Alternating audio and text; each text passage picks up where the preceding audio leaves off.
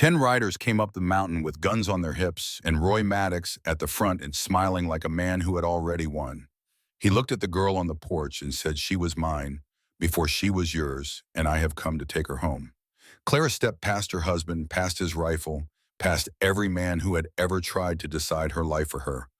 She stood on the top step where the whole mountain could hear her, and she said one word: no. But before she was the woman who said no to the most powerful man in Montana Territory, she was a 20-year-old girl in a faded blue dress, shaking in a little white church being handed over to three strangers to pay her father's gambling debts. This is how it started. 10 riders came up the trail with guns on their hips, and Roy Maddox at the front smiling like a man who had already won. He looked at the girl on the porch and said, "She was mine before she was yours, and I have come to take her home." Clara stepped past her husband, past his rifle, past every man who had ever tried to decide her life for her, and she stood on the top step where the whole mountain could hear her, and she said one word: no. But before she was the woman who said no to the most powerful man in Montana Territory, she was a 20-year-old girl in a navy blue dress shaking in a church being sold to three strangers to pay her father's gambling debts. This is how it started. The whole town of Silver Creek crowded into the little white church on the hill to watch what every soul in that valley called an auction instead of a wedding. The wooden pews groaned under the weight of cattle hands and miners, women in Sunday dresses, gone gray at the seams, and rough men who smelled of sweat and cheap whiskey and the long dust of the plains. Nobody came to celebrate. They came to see with their own eyes the three mountain men everyone in Montana Territory feared, and the unlucky girl being handed over to them like a payment owed on a losing hand of cards. Clara Whitfield stood at the front of the church in a navy blue traveling dress that had once belonged to her mother. The fabric was faded along the cuffs, and the hem had been mended twice, but it was the finest thing she owned. And on this October morning in the year 1873, it was the only piece of her mother she had left to wear into the rest of her life. Her hands shook so badly she had to clutch a small bouquet of dried wildflowers just to keep them still.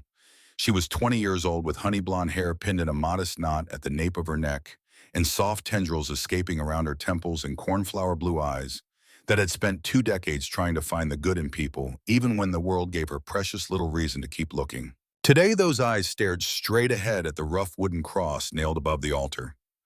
She did not dare let her gaze drift sideways.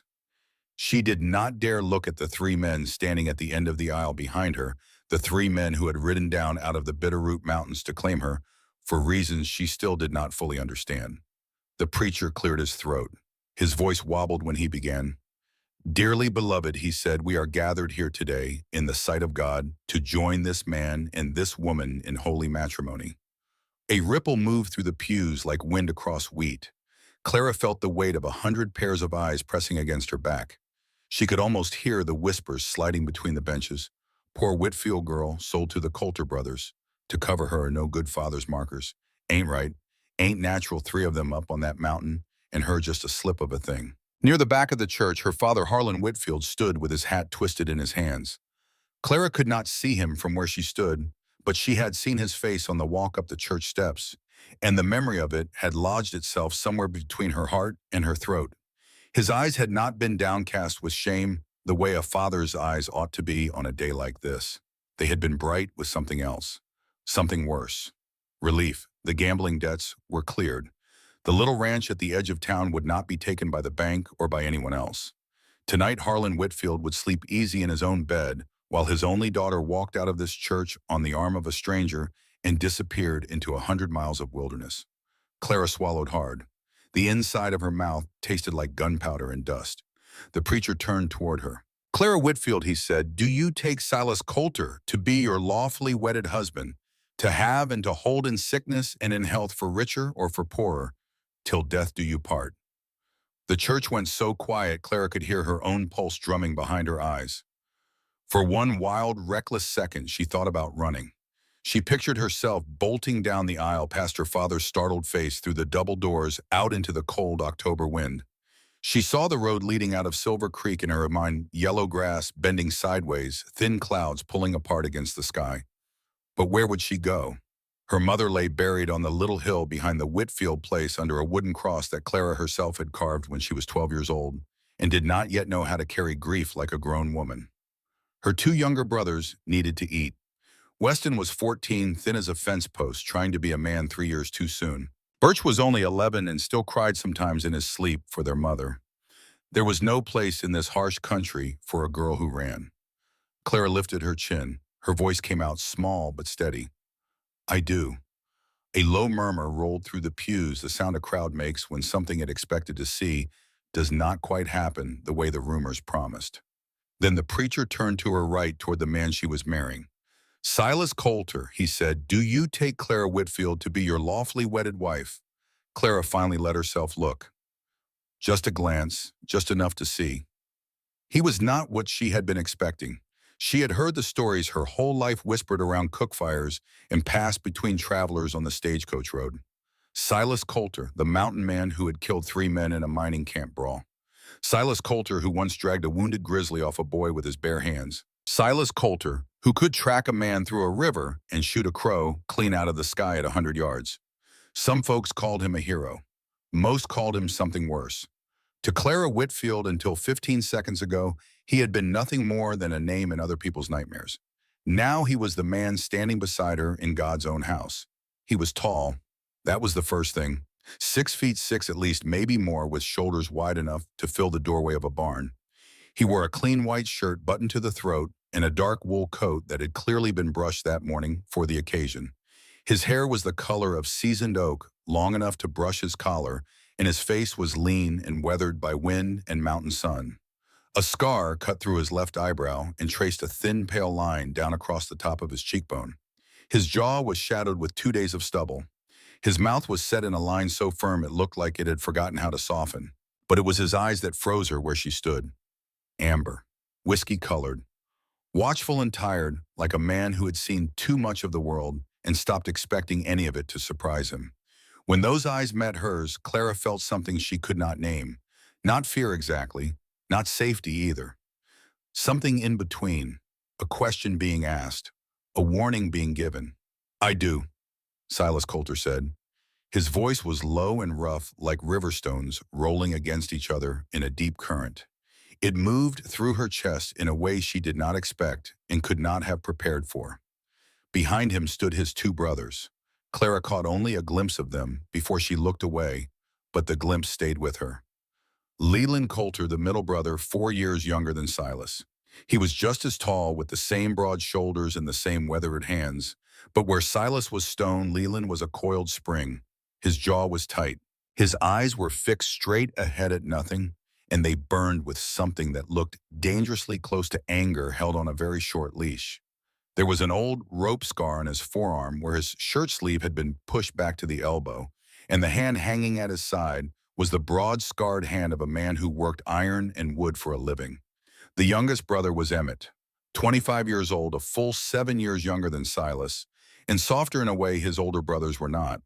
His hair was a lighter shade, almost the color of winter wheat, and his amber eyes held more warmth than his brother's eyes seemed to know how to hold. He was looking down at the brim of the hat he held in front of him, and when Clara's glance found him for half a second, he looked up and gave her the smallest nod.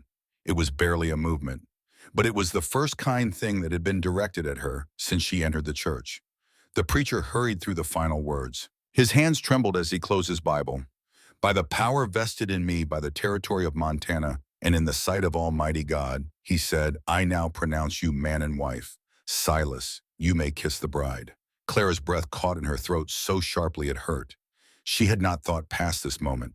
She had not let herself think about his mouth on hers or his hands touching her or any of the 1,000 small, terrifying intimacies that waited on the other side of this sentence. Panic rose fast and cold. Silas stepped closer.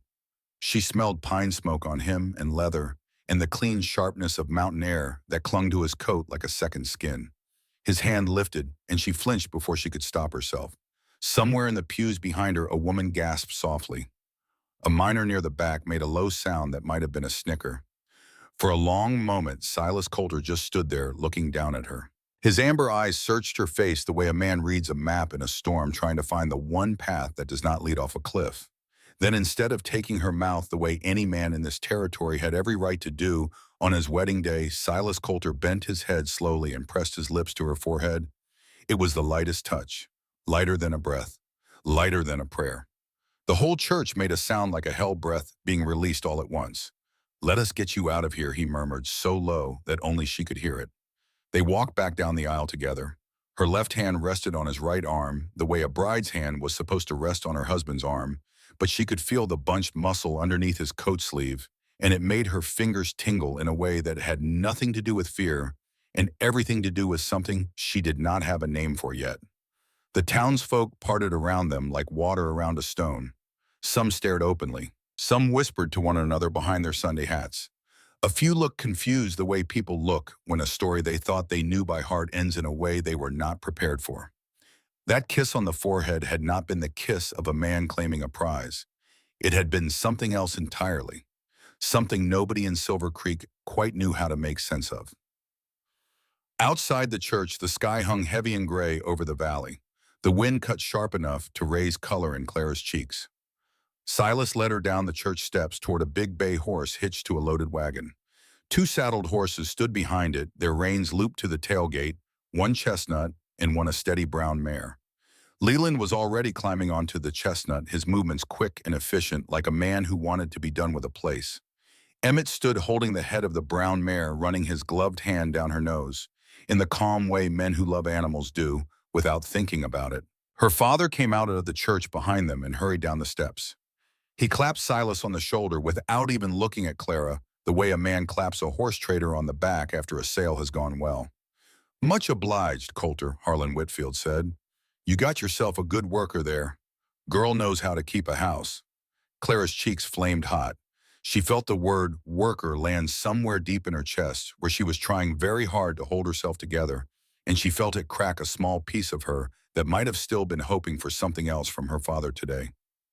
Not an apology, she knew better than to hope for that, just maybe a word, just maybe her name spoken out loud by him one last time.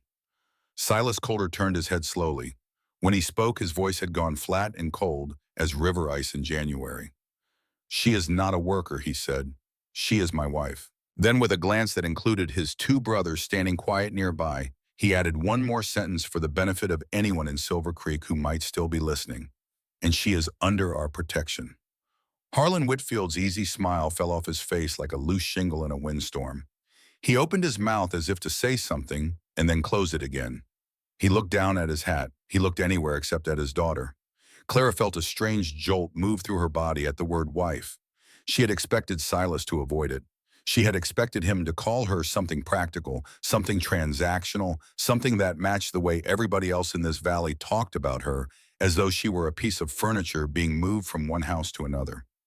But he had said wife, and he had said it in front of her father, and he had said it loud enough for the whole churchyard to hear. In the wedding ceremony, the word had been a formality, a thing the preacher made them say to make the paperwork real. Out here in the wind, said by him, and it sounded like something else. It sounded like a door being closed. It sounded like a promise being nailed to a wall. Silas helped her up onto the wagon seat. His large hands were careful at her waist there, and gone again before she could even register the shape of them. He climbed up beside her and took the reins. Leland touched his horse into a walk and moved up ahead of them to lead the way. Emmett swung into his saddle and fell in behind the wagon, his eyes scanning the edges of the road out of old habit, as if a man on a mountain learned young to always be watching something.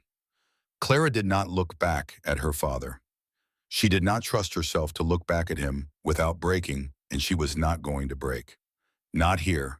Not in front of this town, not in front of these men. The wagon rolled out of Silver Creek and turned north toward the mountains.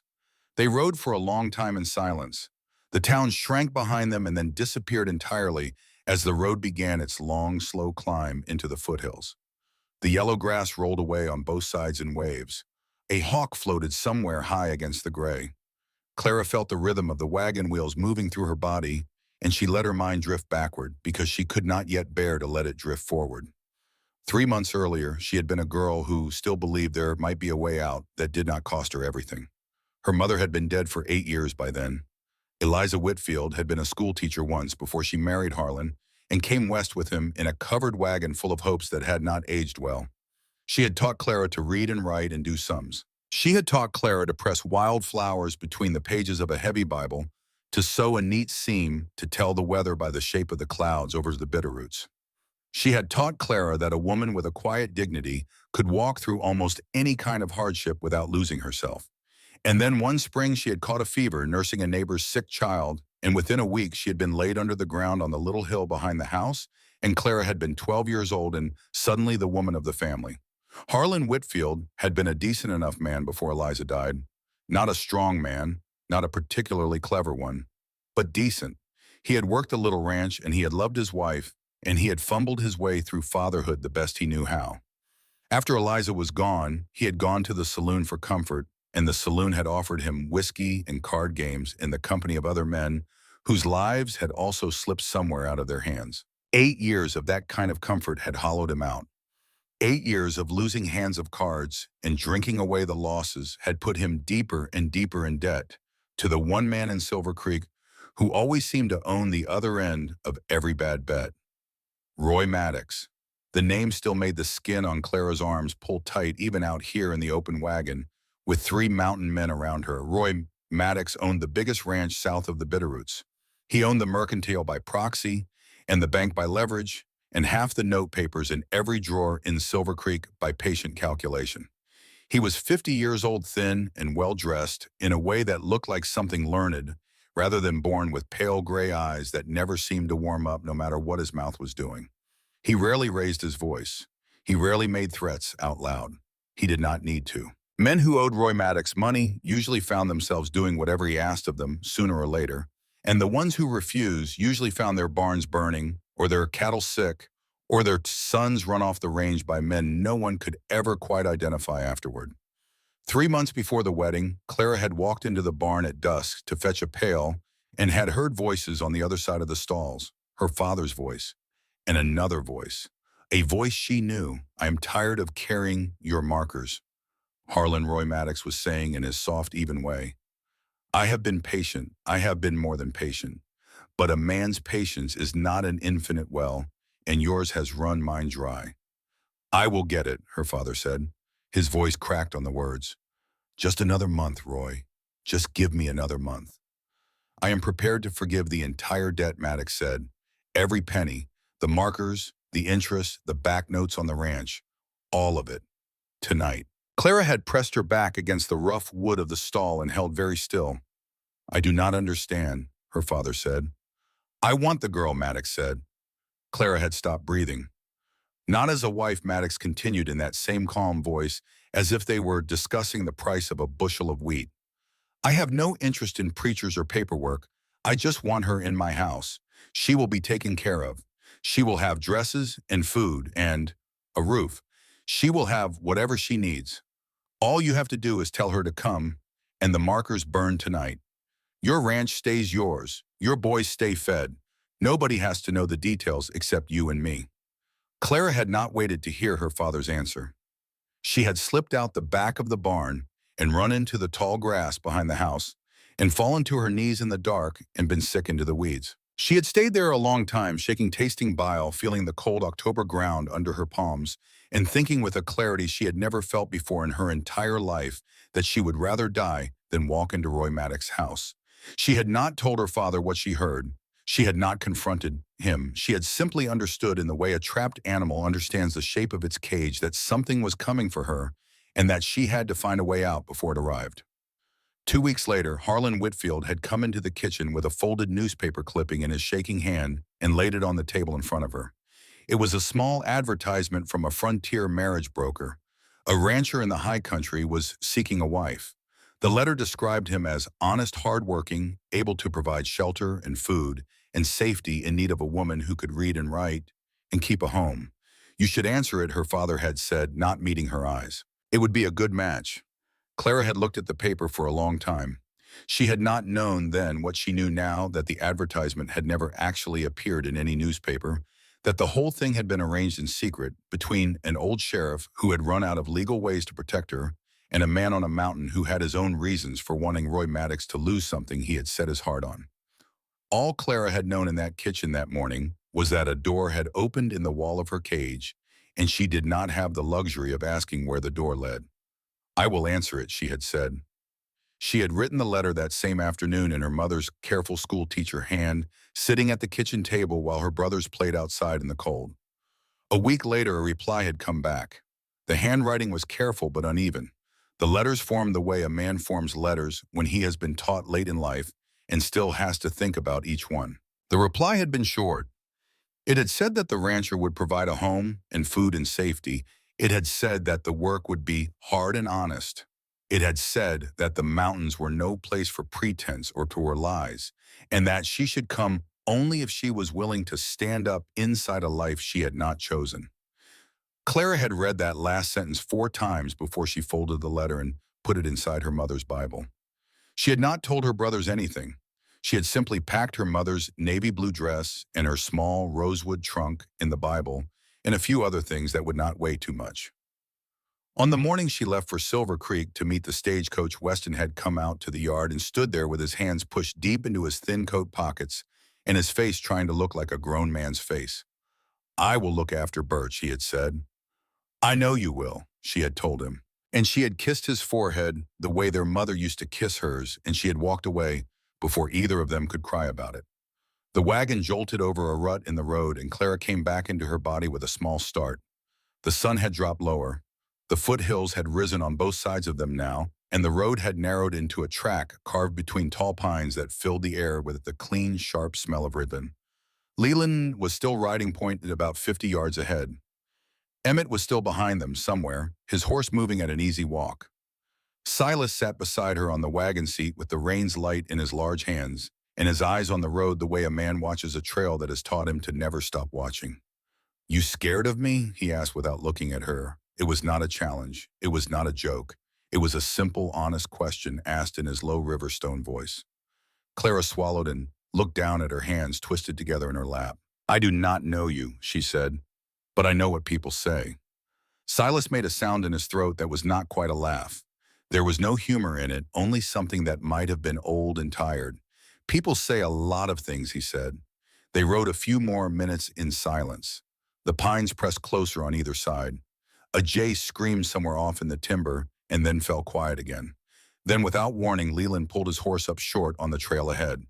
Silas had the wagon stopped almost before Clara realized what was happening. His whole body had gone still and alert in the space of a single breath, what Silas called quietly up the trail. Leland was already out of the saddle.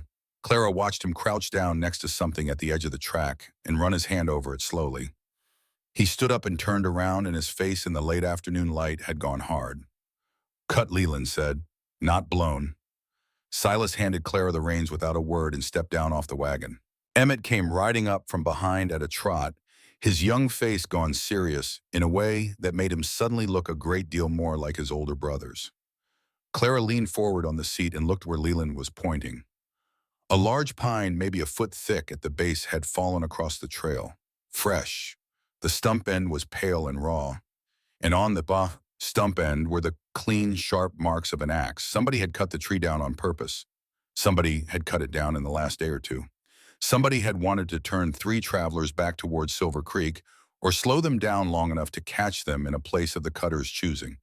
Silas walked the length of the fallen trunk with his head down, reading the ground the way another man might read a newspaper.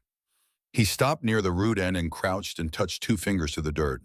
He stayed like that for a long moment. "2 men," he said quietly. "1 horse tied off over yonder. They worked fast, and they did not wait around to see if we came. They wanted us stopped here, not met here." Leland's hand had drifted to the handle of the long knife on his belt without him seeming to notice it had done so. Emmett's young face had gone even more still. Clara sat very quietly on the wagon seat with her heart beating hard against the inside of her ribs. The word wife that Silas had said in the churchyard 3 hours ago was suddenly standing up on its hind legs inside her chest and asking her what she was going to do about the fact that somebody in this territory did not want her to reach the end of this road alive. "We go around," Silas said. "North slope, it will add an hour." Nobody argued. Leland swung back into the saddle. Silas climbed up beside Clara again and took the reins. Emmett moved his horse out ahead to scout the new route. The wagon turned off the main track and began to pick its way carefully up a rougher path that climbed the shoulder of the ridge and wound through thicker timber. Clara did not ask who had cut the tree. She did not need to ask. Somewhere in the back of her mind, the pale gray eyes of Roy Maddox were watching her from a place she thought she had left behind in Silver Creek, and she understood now with a cold, certain kind of knowledge that she had not left anything behind at all. She had only moved her body. The shadow was coming with her. The sun dipped low over the western peaks. The air grew sharp and thin. Clara pulled her mother's blue coat tighter around her shoulders and watched her breath make small clouds in front of her face. The trail climbed. The pines thickened. And somewhere ahead, through a last break in the trees, she caught her first sight of the place that was going to become her whole world. The cabin sat snug against a rock outcrop on a high shoulder of the mountain. It was not what she had pictured. It was larger than she had imagined, three cabins in truth built side by side and joined together with covered walkways. The whole thing put together out of seasoned logs darkened by weather and time. Smoke curled up from a stone chimney on the largest of the three. A small corral stood off to one side with 3 or 4 horses moving slow in the dusk. A pair of milk cows lifted their heads from a feeding trough as the wagon came into view. Somewhere behind the cabins, a stream ran cold and clear down the mountain, and you could hear it even from here. It was lonely, it was rough, but it was not unkind. Somebody up here had been taking care of the place the way a man takes care of something he intends to keep. Silas pulled the wagon to a stop at the edge of the yard and set the brake and looped the reins. He did not get down right away. He sat there for a moment with his big hands resting on his thighs, looking out at the cabin as if he were seeing it through her eyes for the first time and was not sure he liked the view. Clara, he said. It was the first time he had said her name out loud. Not Miss Whitfield, not my wife, just Clara, the way her mother used to say it, low and steady and careful. She turned her face toward him. The last of the daylight was catching in his amber eyes and turning the scar on his eyebrow into a thin, pale line of silver. There is something you need to understand, he said, about this arrangement before you walk through that door. Clara's hands tightened on the fabric of her dress. The marriage is legal between you and me, Silas said. The paper we signed in that church is real. In the eyes of the law and in the eyes of any judge in Montana Territory, you are my wife and I am your husband. Nobody can undo that without your say-so. He paused. He seemed to be picking his way through his next sentence, the way he had picked his way through the rough track up the mountain, careful of every step. But you are not just coming to live with one man, he said. I have 2 brothers. We built this place together. We worked this land together. We lived together, the 3 of us, the way we have lived since our youngest brother died and we came up into this high country. And when the letter came from the sheriff about you, we talked about it at that table in there, and we all 3 agreed together that we would come down and do what needed to be done. Clara felt the blood drain slowly out of her face. Silas saw it and kept talking quickly now, as if he had been practicing these sentences for days on the ride down out of the mountains. You will have your own room, he said. Your own door. Your own lock. A bolt on the inside that Leland forged himself. Nobody comes in unless you say so. Not me, not either of them. You are not a thing to be shared, Clara. You are not a prize. You are here because this was the only way to keep you out of the hands of the man who meant to have you, and because none of us could stomach the idea of what would have happened to you if we had said no. That is the beginning and the end of it. I need you to understand that before you walk through that door, because once you walk through it, I do not ever want you to be afraid inside it. Clara sat very still on the wagon seat. Leland had dismounted over by the corral and was pretending to be busy with his horse's cinched strap in a way that was clearly designed to give them privacy without actually going anywhere. Emmett was a little way off his back, turned his young shoulders set in a way that said he was trying very hard not to look like he was listening, and was failing at it because he had never been any good at pretending. Clara looked at the cabin. The smoke from the chimney climbed straight up into the darkening sky. A lamp had been lit inside one of the windows while they were still on the trail, and the warm yellow glow of it reached out across the yard toward her like a hand offered. Somebody had thought to light that lamp before she arrived. Somebody had thought to put a light in the window for her. She looked down the trail behind them. The track they had come up was already mostly lost in shadow. Somewhere down at the bottom of that trail was Silver Creek. Somewhere in Silver Creek was a saloon where her father was probably already drinking the relief out of his bones. And somewhere just past Silver Creek was a ranch house where a man with pale gray eyes was waiting to hear the news of what happened up on a mountain road, where a tree had been cut down across a trail. She looked at Silas Coulter. His face in the fading light was not the face of a man who was enjoying any of this. He looked tired. He looked like a man who had been holding a promise up over his head for a long time and was not yet sure whether she was going to let him set it down. "Show me the room with the lock on the door," Clara said. Silas let out a slow breath she had not realized he had been holding. He stepped down off the wagon and came around to her side and raised his large scarred hands to help her down. His touch at her waist was there and gone in half a heartbeat. Careful, respectful. The way a man handles something he has been told is fragile and has decided to believe it. Her boots touched the frozen dirt of the yard. She smoothed her skirts with hands that were not quite steady. She lifted her chin the way her mother had taught her. Emmett came forward and took her small trunk down off the back of the wagon and carried it toward the cabin on one wide shoulder without saying a word. Leland moved off toward the corral with the horses. Silas stayed at her elbow, not touching her, just walking beside her the way a man walks beside something he has sworn to keep between himself and the wind. The cabin door opened. The warm yellow light spilled out into the yard and touched her face. Clara Whitfield, who had been a girl in a blue dress in a church 3 hours ago, stepped across the threshold into the rest of her life. And somewhere far below, in a saloon in Silver Creek, a man with pale gray eyes was listening very carefully to a rider who had just come in from the mountain trail and beginning to understand that the thing he had wanted had just slipped out of his hand and making the first quiet calculations of how he was going to get it back. The inside of the cabin was warmer than Clara had expected, and cleaner too in the careful way a place is clean when men who live alone have decided to try. The main room was long and low with a stone fireplace built into one wall that took up nearly half of it.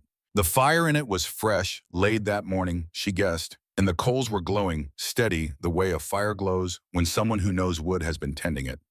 A heavy pine table stood in the middle of the room with 4 chairs around it, mismatched and handmade, each of them a little different from the others in the way chairs are different when 3 brothers have each built their own at separate times.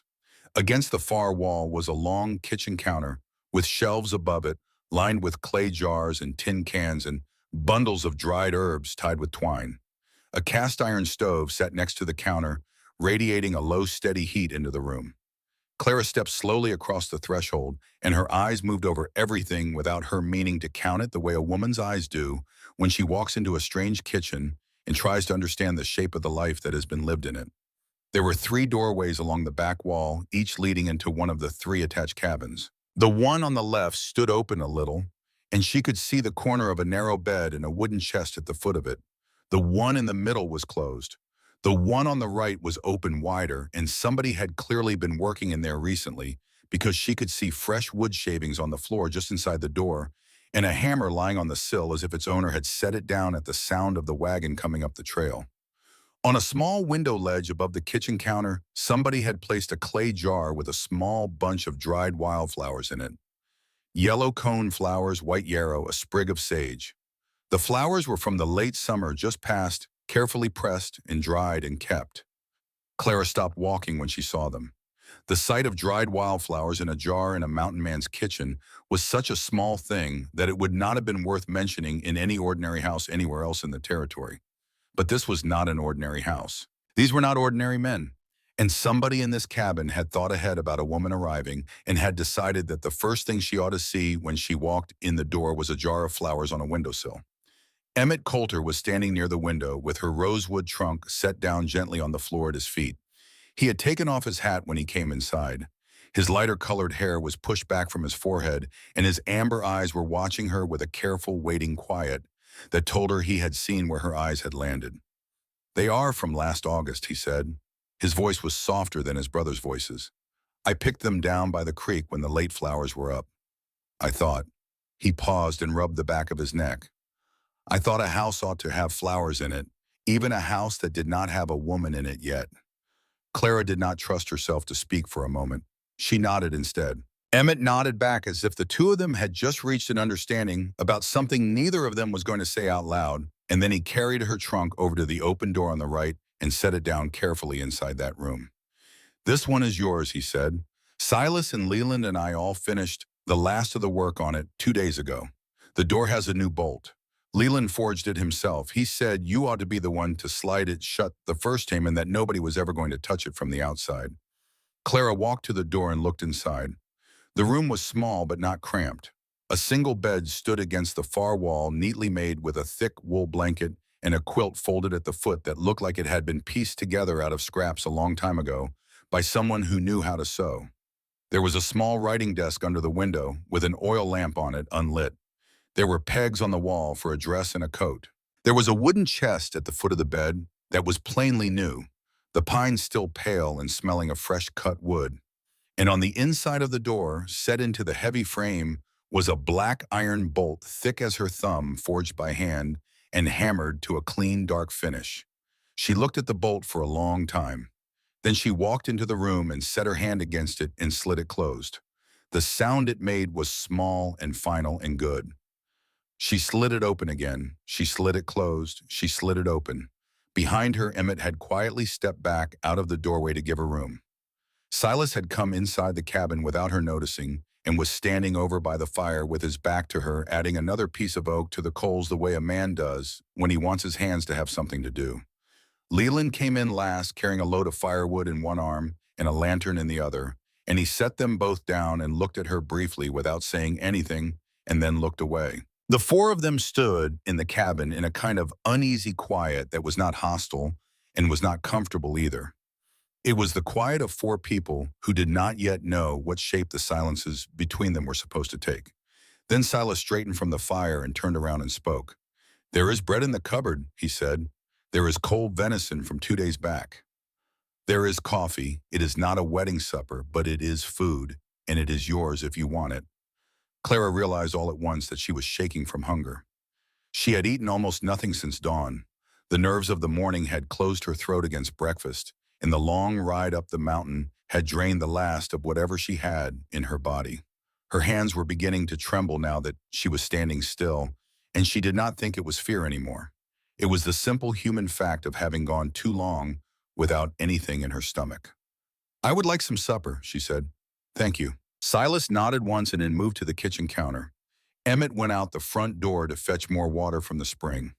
Leland disappeared into his own room without a word and came back a minute later, having shed his heavy coat and the gun belt around his hips. Clara noticed that the gun belt went onto a peg high on the wall by the door, where it was clearly always kept, and she noticed that he hung it there without ceremony, the way a man hangs up a tool when he is done with it for the day. She stood still in the middle of the main room and watched them move around her.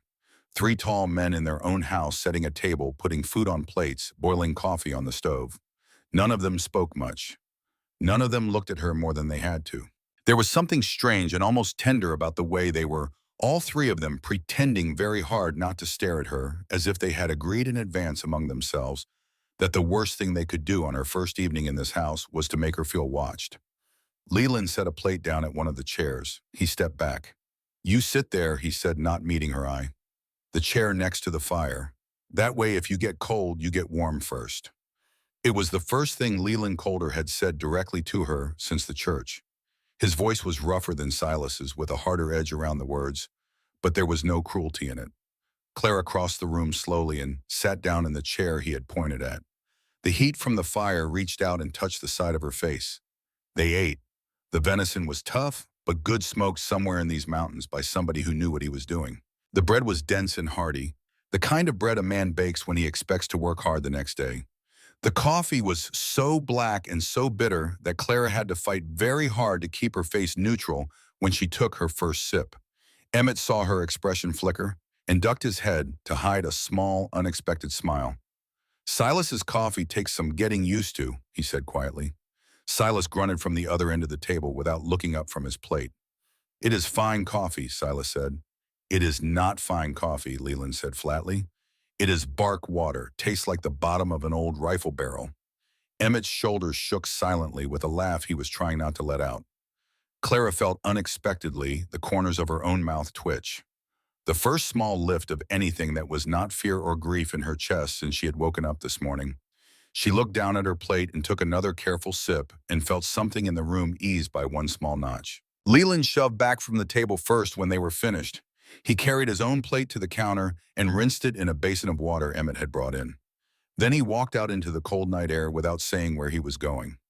Clara heard the sound of his boots crossing the porch and going down the steps and disappearing toward the direction of the corral. Emmett stacked the rest of the dishes and carried them to the basin and began to wash them with the quiet, practiced motions of a man who had done this chore 1,000 times. He did not ask her to help. He did not look at her. He simply gave her the gift of being left alone at the table with her thoughts while he made the small, homely sounds of dishes being washed in water. Silas stayed in his chair. He waited until Emmett was finished and had gone into his own room and closed the door softly behind him. Then when it was just the two of them left in the big main room with the fire crackling low and the night pressing dark against the windows, Silas Coulter did something she had not been expecting. He reached down to his right hip and unbuckled his gun belt. He lifted it slowly and laid it across the surface of the table between them. The heavy revolver in its worn leather holster settled with a dull, soft thump on the wood. Silas did not look at the gun after he set it down. He looked at Clara. A man in this country does not take his gun off in his own house at night unless he is going to bed, Silas said quietly. Not up in the high country. Not when somebody cut a tree across the road up here this afternoon and did not stay to see who we were. Taking off this belt is me telling you without words that I am not a thing you need to be afraid of inside these walls. I wanted you to see me do it. I wanted the first time you saw me do it to be tonight. He paused and let the weight of the gun on the table speak for itself for a long moment. A man keeps his word in this country, Clara. He went on, his voice even quieter than before. And I am telling you, in the only way I know how, that you have mine. Clara stared at the gun belt on the table. The firelight caught the worn brass of the buckle and made it glow faintly. There is something you need to know, Silas continued, about why we really came down from the mountains to get you. About why my brothers and I sat at this table 3 weeks ago and decided yes. Clara folded her hands in her lap because they had started to tremble again, and she wanted to pretend they had not. I am listening, she said. Silas leaned forward and rested his forearms on the table. The firelight moved across the scar on his eyebrow, and across the amber of his eyes, and across the careful, tired lines at the corners of his mouth. When he began to speak, his voice was low and even, and he did not hurry any of it. There was a fourth Coulter brother, he said. His name was Daniel. He was the youngest of us. He would have been 23 this past summer if he had lived. Clara felt her breath pull in and out of her chest more carefully. Daniel was the kind of man who believed the world had more good in it than bad, Silas said. I do not know where he got that from. Our mother was gone before he was 10. Our father was a hard man who worked himself into an early grave on a small farm down in the lower valley.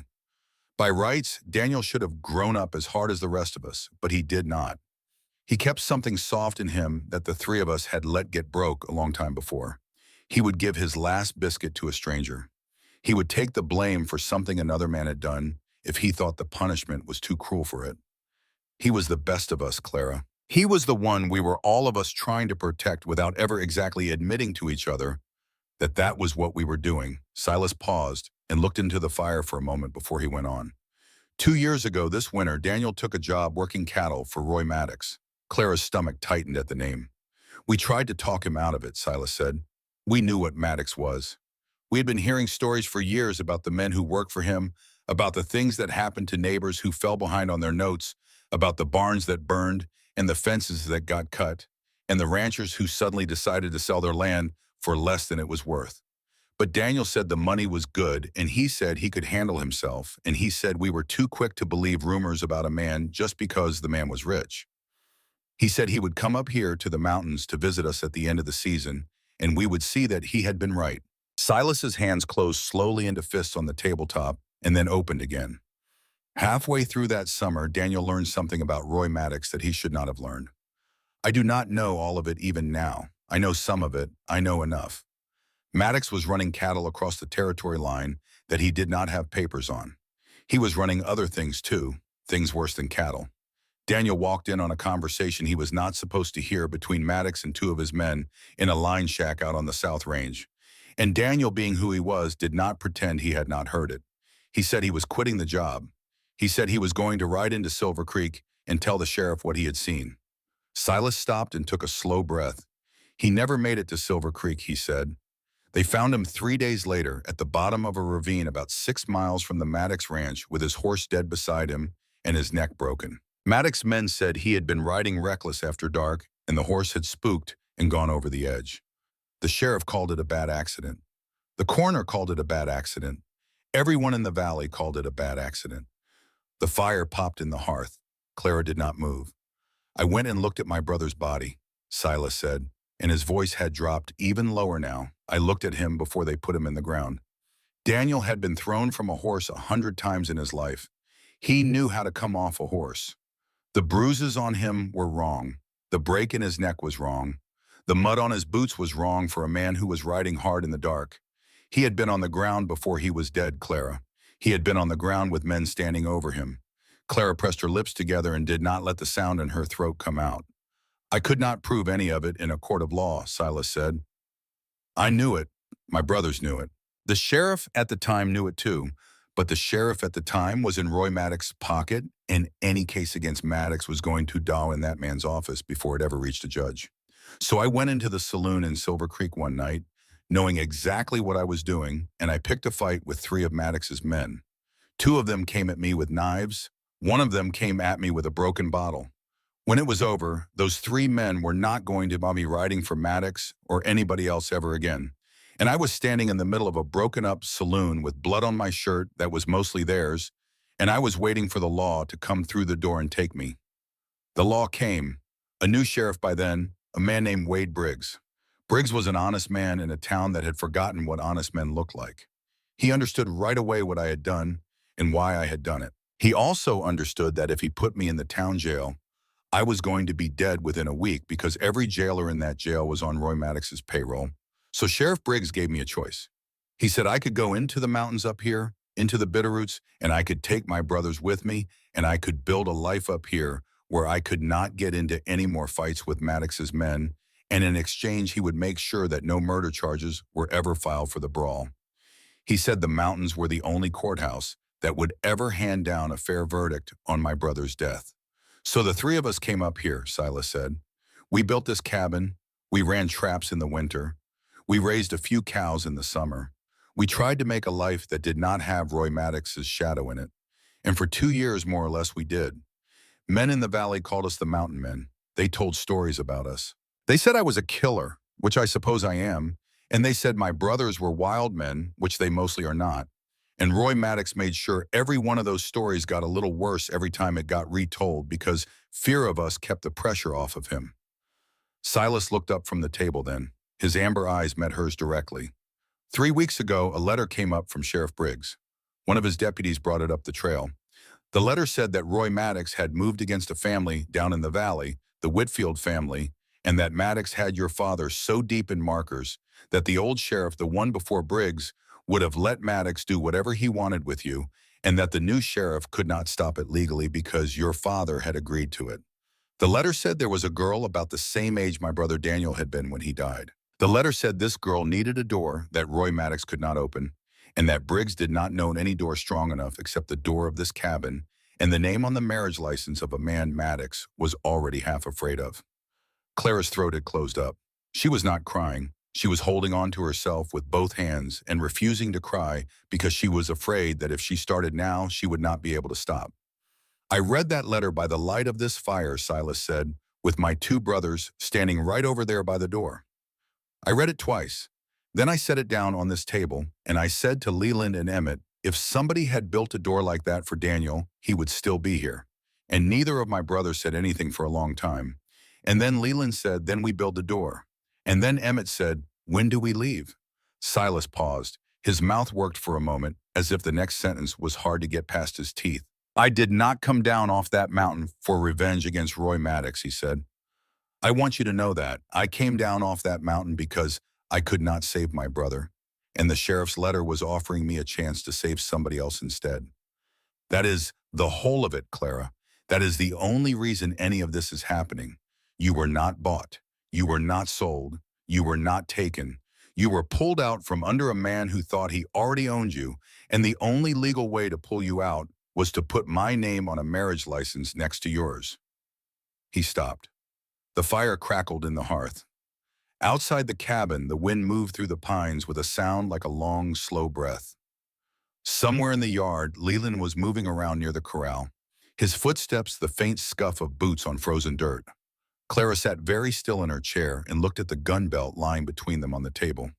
She looked at the dried wildflowers in the jar on the windowsill. She looked at the bolt on the door of the room that was now hers. She looked at Silas Coulter's amber eyes across the firelight, tired and steady, and asking nothing from her except that she believed what he had just told her. "Why are you telling me all of this?" she said quietly. "Tonight, the first night. Because you did not choose this," Silas said. "You did not get to choose any of it, not the marriage and not the trail up here and not the three of us sitting at this table. The least I could give you in place of a choice is the truth. A woman who is going to live in a house ought to know who built it and why." Clara looked down at her hands. "I was afraid," she said, "from the minute the preacher started talking this morning. I was afraid. I was afraid of you. I was afraid of what the church was whispering. I was afraid of what was going to happen tonight. I was afraid of my own father for telling me I ought to be grateful." Her voice cracked just a little on the last word. "I am still afraid," she said. "I would be a liar if I sat at your table and told you I was not still afraid. But I am less afraid now than I was when I sat down in this chair." Silas nodded slowly. "That is enough for tonight," he said. "Less afraid than when you sat down is plenty for one day." He stood up from the table. He did not reach for the gun belt right away. He let it stay lying there on the wood between them, a choice she could see. "There are clean blankets in the chest at the foot of your bed," he said. "There is fresh water in the pitcher on the washstand. Emmett will have the stove stoked before he goes to his own room, so the cabin will stay warm through the night. If you need anything, my room is the one in the middle. Leland's is the one on the left. You do not ever have to knock. You can just open your door and call out, and one of us will hear you. And you can slide that bolt whenever you want. It is for you, not against us." Clara stood up too. Her legs felt strange under her, as if they belonged to somebody else. "Thank you," she said. Silas inclined his head. Then, moving slowly and deliberately, he reached across the table and took up the gun belt and carried it over to the peg by the door and hung it there next to Leland's. He did not put it back on. He let her see that he was leaving it off for the rest of the night. "Good night, Clara," he said. "Good night, Silas," she answered. She walked into her new room and closed the door. She stood in the middle of the small space for a long moment, with her eyes closed and her hands pressed flat against the rough wood of the door behind her, feeling the whole shape of the day move through her body all at once. The church, the faces in the pews, the word worker in her father's mouth, the word wife in Silas's, the axe-cut tree across the trail, the yellow glow of a lamp in the window of a cabin she had never seen before tonight, the jar of dried wildflowers, the black iron bolt, the gun belt being unbuckled and laid on the table between them. The name Daniel spoken for the first time by a man who clearly did not say it often. She reached up and slid the bolt closed. Then, because she did not fully know why she was doing it, she slid it back open again and then closed again. She stood there with her palm against the bolt, listening to the cabin around her settling into its nighttime sounds. Emmett's quiet movements on the other side of the wall, the creak of Silas's chair as he sat back down by the fire, the distant faint sound of Leland coming up the porch steps and stamping the cold off his boots before coming inside. 3 men, 3 brothers. One dead youngest one whose name lived between them like a fourth presence in the room. One fire, one table, one house on a mountain in the Bitterroots. And somewhere down in the valley, a man with pale gray eyes who was probably right now hearing the news that a tree across a mountain trail had not been enough to stop a wagon from reaching its destination and making his second set of calculations. Clara Whitfield, who was now by law Clara Coulter, walked slowly over to the narrow bed and sat down on the edge of it. She pulled her mother's Bible out of her rosewood trunk and laid it open on her lap at the page where a small, dried bluebell was pressed between 2 verses. She looked at the flower for a long time. Her mother had pressed that bluebell there the spring before she died. Clara remembered the afternoon it happened, her mother's hands pressing the flower flat between the pages, her mother's voice saying that some things were worth keeping because they reminded you how small and stubborn beauty could be, even in a hard country. "All right," Clara whispered to the empty room. That is where we start. She closed the Bible and set it on the little desk under the window. She took off her mother's navy blue dress and hung it carefully on one of the pegs on the wall. She put on the plain cotton nightdress she had packed in the bottom of her trunk. She washed her face in the cold water from the pitcher on the washstand, and the cold shocked the tiredness out of her eyes for a moment, and then let it come back twice as heavy. She climbed into the narrow bed and pulled the wool blanket and the old pieced quilt up to her chin. The room was dark except for the faint red glow coming under the crack of the door from the big fire in the main room. She could hear low voices out there now. Silas speaking quietly, Leland answering in clipped short words, Emmett adding something softer at the end. She could not make out what they were saying. She did not try. There was a kind of comfort, she realized, in simply hearing the sound of three men's voices on the other side of a door she had chosen to leave closed. It was the sound of a house being lived in. It was the sound of people who were not afraid of her and who were trying in their rough, quiet mountain way not to make her afraid of them. Her last thought before sleep took by her was of the jar of dried wildflowers on the windowsill.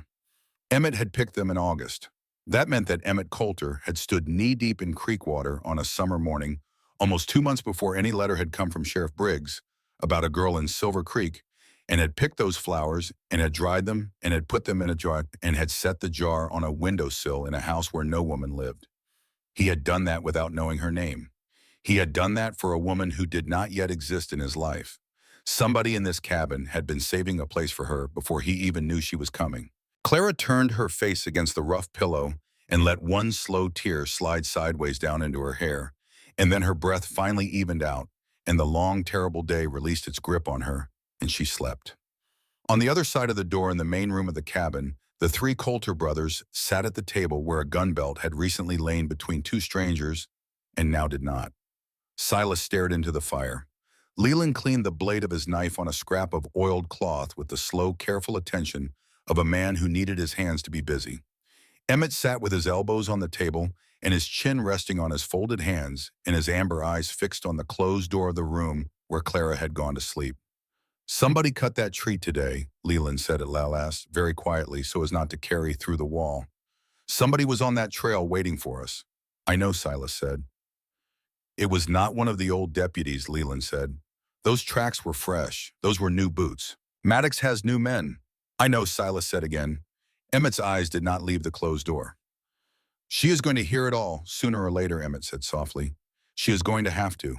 We cannot keep the shape of what is coming for her hidden for very long up here." "Not tonight," Silas said. "Tonight she gets to sleep in a room with a lock on the door and not know anything more than she already knows. Tomorrow is soon enough for the rest of it." Leland folded his cleaning cloth in half and then in half again. He set the knife down on the table beside it. "Silas," he said, "I will tell you right now what I could not say in front of her in the yard. I do not like that she is up here. I do not like any of it. Not because of her. She seems like a good woman and she held herself together today better than most men I know would have. I do not like it because of what we are about to bring down on this cabin.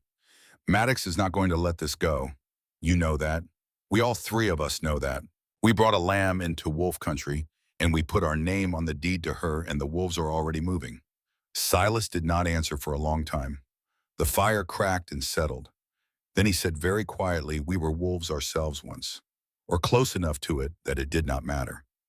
Maybe we are about to find out if we remember how to be something else." Outside, the wind moved through the pines. Inside, three brothers sat at a table in a cabin on a mountain, with a sleeping woman on the other side of a bolted door, and the night closed its long, cold hand around all of them. And somewhere far below in the darkness of the valley, Roy Maddox poured himself a second glass of whiskey in his quiet study and began to write a letter to a man in Helena about a matter that needed, as he would put it in his careful, even hand, a firmer kind of attention. Clara woke before sunrise to the sound of an axe splitting wood somewhere outside the cabin. The sound came in a steady rhythm through the log walls. One clean strike every few seconds, the kind of rhythm a man gets into when he has been swinging an axe for so many years that his body has forgotten how to swing it any other way. For a moment she lay very still under the wool blanket and the pieced quilt and did not know where she was. The ceiling above her was rough pine boards. The air against her face was cold and smelled of smoke and something else she could not place, until she remembered with a small quiet shock that it was the smell of a house full of men. She sat up. The bolt on the door was still slid shut where she had left it the night before. She looked at it for a long moment in the growing pre-dawn light coming through the small window. Then she got out of bed and crossed the cold board floor in her bare feet and slid the bolt back open. She dressed quickly in a plain gray wool dress she had packed at the bottom of her trunk. Her fingers were clumsy with cold on the buttons. She pinned her honey blonde hair back into a simple knot and splashed water on her face from the pitcher on the washstand. She did not look at herself in the small oval mirror above the basin for long. She was not ready to meet the eyes of the woman who looked back at her this morning. That woman had a husband now, and two other men she was supposed to live with, and no clear idea yet of where she fit inside any of it. When she stepped out of her room into the main room of the cabin, Silas was standing at the stove with his back to her, pouring coffee from a dented tin pot into two heavy mugs. He had already dressed for the day in a dark flannel shirt and heavy work trousers, and his hair was still damp at the temples from a wash basin. He turned his head at the sound of her door and gave her a small nod, but did not smile. "Sleep some?" he asked. "A little," she said. "Coffee," he said, and held out one of the mugs. She took it. This morning she was ready for the bitterness, and she managed not to let her face betray her. Silas saw the effort in the corner of his own mouth move just a fraction. "I can teach you to make it different," she said carefully. Silas considered that. "You can try," he said. He picked up the other mug and walked past her toward the front door. She followed him without really meaning to. The door opened onto the covered porch that ran along the front of the three joined cabins, and the cold morning air came in through the opening like a slow river. Clara stepped out onto the porch behind him and wrapped her free hand around the mug for warmth. The yard in front of the cabin was silver with frost. The pines rose dark against the sky that was just starting to turn the color of old tin. Down near the wood pile off to the left, Leland Coulter was the source of the steady axe rhythm she had heard from bed. He had his sleeves rolled to the elbows despite the cold, and his breath was coming out in heavy white plumes with each stroke. He did not look up when she came outside. She had the feeling he knew she was there and was choosing not to look up the way a man who has not figured out what to say to a woman will sometimes pretend to be too busy to have to say anything at all. Farther off beyond the corral, Emmett was leading one of the horses out into the open for its morning feed. He spotted her on the porch and lifted one gloved hand in a small, quiet wave. Clara lifted hers back. Silas stood beside her at the edge of the porch and drank his coffee and said nothing for a while. He seemed to be giving her a few minutes to look the place over in daylight, the way a man gives a stranger time to take the measure of a room before he starts talking business in it. "This is what we have," he said at last. Clara let her eyes travel. There was the wood pile and the corral and the low, sturdy shape of a small barn beyond that, and a spring house built over the place where the mountain water came up out of the rocks. There was a kitchen garden, fenced against deer, mostly dead now for the season, but neatly tended. There was a smokehouse. There was a root cellar dug into the hillside with a heavy plank door. Everything was practical. Everything was placed where a man would place it who had thought about where the wind came from and where the snow would drift and where the animals would walk. "It is more than I expected," Clara said honestly. Silas nodded slowly. "We had to build it fast when we first came up here," he said. "The first winter nearly took us. Leland almost lost 2 fingers to frost. Emmett was sick with a fever for 3 weeks, and we thought we would have to bury another brother. The second year, we built better. The third year, we built better than that. This is the 4th year. The cabin is finally the way we wanted it to be." He paused. "The room you slept in last night," he said, "that was built this summer. We did not know yet that there was going to be a girl in it. Leland kept saying we did not need a 4th room. Emmett kept insisting we did. I could not decide. We built it anyway because Emmett was stubborn about it. I think he was building it for his own wife someday, or for nobody at all, or for a guest who might come through and need a place to sleep. None of us said the word you out loud. None of us knew your name yet, but that room was waiting for you before the letter from the sheriff ever came." Clara looked down into her coffee mug for a moment so that her face would not give her away. "Why are you telling me this?" she asked. "Because you did not know," Silas said simply, "and because I think a woman ought to know that she was being built a room before anyone in the house had the right to expect her." The axe rhythm from the woodpile stopped. Leland had heard their voices. He set the axe down on a stump and walked across the frosty yard toward the porch, wiping his forehead with the back of his forearm. He stopped at the bottom of the porch steps and looked up at Clara, and for the first time since the church the day before, he looked at her directly instead of around her. "Morning," he said. "Good morning," she said. "There is work to do today," Leland said flatly, "and I figure you would rather be put to work than sat in a chair and looked at. Is that right?" Clara felt something in her chest that had been wound tight all night loosened by one more small notch. It was the first sentence Leland Coulter had said to her that was not about arrangements or logistics. It was a sentence about her and about what he thought she might want, and it landed on the porch between them like a small offered thing. "That is right," she said. "Good," Leland said. "Then come on. I will show you where everything is, and you can tell me what you can do and what you cannot do, and we will figure out how this house runs with a fourth person in it." Clara set her mug down on the porch rail and stepped down into the yard. Silas stayed where he was and watched them go. Leland did not offer her his arm the way a man in town might have. He just walked, and she walked beside him, and the frost crunched under both of their boots. The tour took most of the early morning. Leland showed her the spring house and the smoke house and the root cellar, where jars of preserved vegetables and cured meat and barrels of apples sat in the cold dark like sleeping treasure.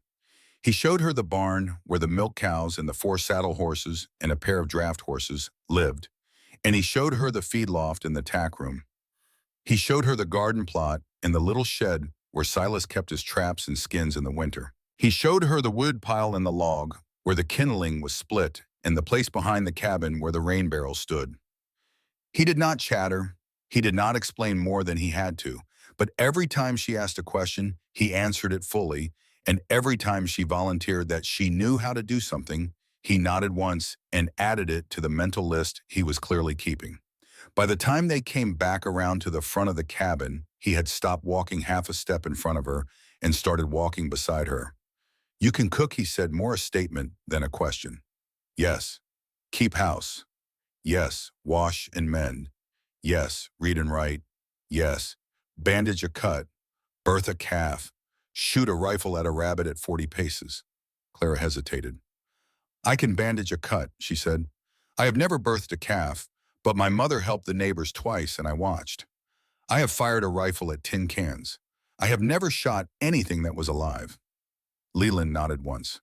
"That will change," he said. "Not today, but it will change. A woman in these mountains who cannot hit a rabbit at 40 paces is a woman who will go hungry at least once in her life, and I would rather you not have to go hungry to learn the lesson. Silas will teach you when the time is right. He is a better shot than I am, and he is more patient about it." They had reached the front porch again. Silas had gone back inside. Emmett was just coming out of the barn with a bucket of fresh milk from one of the cows. He saw Clara and his face lit up in a way that made him look suddenly much younger than 25. "I was hoping you would come down to the barn this morning," Emmett said. "The brown mare you rode in behind yesterday is named Juniper. She is the gentlest horse we have, and she took a shine to you on the ride up. If you want, I can saddle her later and teach you how to sit a mountain horse. It is different from sitting a flatland horse. You have to let them do the work on the steep parts and not try to guide them." "I would like that," Clara said. Emmett beamed and disappeared into the main cabin with the milk bucket. Leland watched him go and then looked at Clara with a small, almost reluctant twist at the corner of his mouth. "The boy is going to talk your ear off if you let him," he said. "He has been starved for anything but me and Silas to look at across a table for 2 years." Clara smiled a little. "He seems kind," she said. "He is the kindest of us," Leland said, and there was something very quiet and very serious in his voice when he said it. "Do not let him get hurt on your account. I mean that. He will get hurt easier than the rest of us because he feels everything twice." Clara looked up at Leland Coulter and for the first time saw something in his hard face that was not anger. It was protectiveness. Fierce, careful, old protectiveness. The kind of thing a middle brother learns when he grows up with one brother ahead of him and one brother behind him, and the whole world trying to take pieces off of all 3 of them. "I will not let him get hurt on my account," Clara said quietly. "You have my word on that." Leland studied her for a long moment. Then he nodded once and walked back toward the woodpile and picked up his axe. The rest of that first day passed in a kind of slow, careful learning. Clara cooked the midday meal and the men ate it without comment, which she understood after a minute was its own kind of compliment, because these were not men who wasted words on food that was merely adequate. She baked biscuits for the evening meal in the cast iron stove and handed one hot from the pan to Leland as he came in from outside, and Leland took a bite standing up by the door and stopped chewing for a second, and then looked at Silas across the room and said, "Well, it is over. We are spoiled now. We are going to forget how to eat your biscuits, and it will be your own fault for bringing her here." Silas grunted from the table, and Emmett laughed out loud with his mouth full, and Clara felt her face go warm in a way she did not mind. That night, she dreamed of her mother for the first time in almost a year. In the dream, her mother was standing in the kitchen of the old Whitfield house kneading bread dough, and she looked up when Clara walked in and smiled without any worry in her face at all and said, "There you are. I was wondering when you would finally come home." Clara woke in the narrow bed with her face wet and did not know whether the tears were grief or something else that did not yet have a name. The morning after the dream, during the small, quiet moment between breakfast and the start of the day's outdoor work, she found Silas sitting at the table with a small wooden box open in front of him. Inside the box were papers. Receipts, it looked like, and a few folded letters and what she took to be bills of sale for livestock.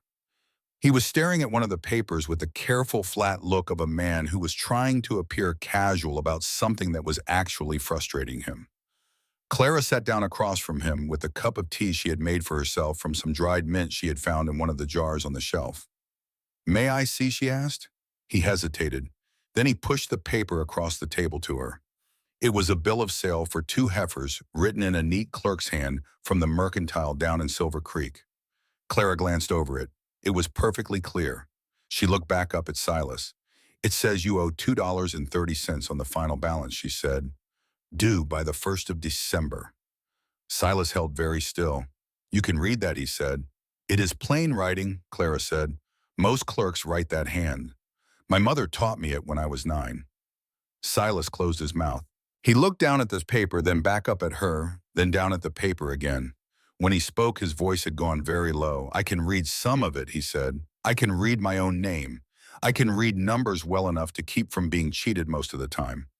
But the rest of the words, the ones the clerks put in between the numbers to make the whole thing sound official, those I guess at.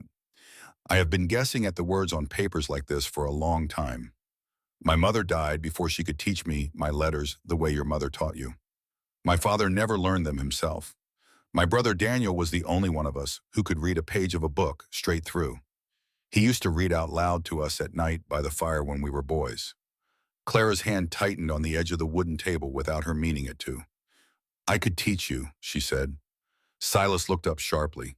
"I could teach you to read," Clara said again, more quietly this time. "You told me the night I came here that you are not a thing I need to be afraid of.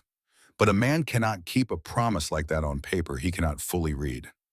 If Maddox ever tries to use a document against you, I want to be the one who can read it first. I could sit with you after supper in the evenings. I could start with the simplest words. I could have you reading a page of the Bible to your brothers by the spring melt if you were willing to work at it. I would not tell Leland or Emmett. I would not tell anyone. It would be a thing between you and me." Silas was quiet for a long time. The fire in the hearth popped. Outside, Emmett's harmonica was playing a slow, thin tune somewhere near the corral. Leland was somewhere by the barn, the steady sound of him hammering something back into shape, drifting through the walls. "I would be grateful," Silas said. That evening, after the plates had been cleared, and Emmett had gone off to play his harmonica on the porch, and Leland had gone out to check on a lame foot on one of the horses, Clara sat down at the table across from Silas with a piece of paper and a stub of pencil, and her mother's Bible open to the first chapter of the Gospel of John. She did not choose the Bible because she was particularly trying to teach him anything about God. She chose it because the sentences in it were short and full of simple common words, and because when her mother had first taught her to read, her mother had used the same book for the same reason. In the beginning, Clara set her finger under the words "was the word." Silas looked at the line carefully. In the beginning, he repeated slowly, "was the word." "Good," Clara said. Again. They worked for almost an hour. His big scarred finger moved carefully under the lines. His mouth shaped the sounds with more care than she would have guessed a man like him was capable of. He did not get frustrated when he stumbled. He just went back and tried again. There was something in the way he applied himself to the lesson that reminded Clara of the way he had unbuckled his gun belt and laid it on the table between them the night before. It was the same kind of slow, deliberate choice made in private meant as a kind of trust. When Emmett came back inside from the porch and saw what they were doing, he stopped in the doorway for a long moment. He did not say anything.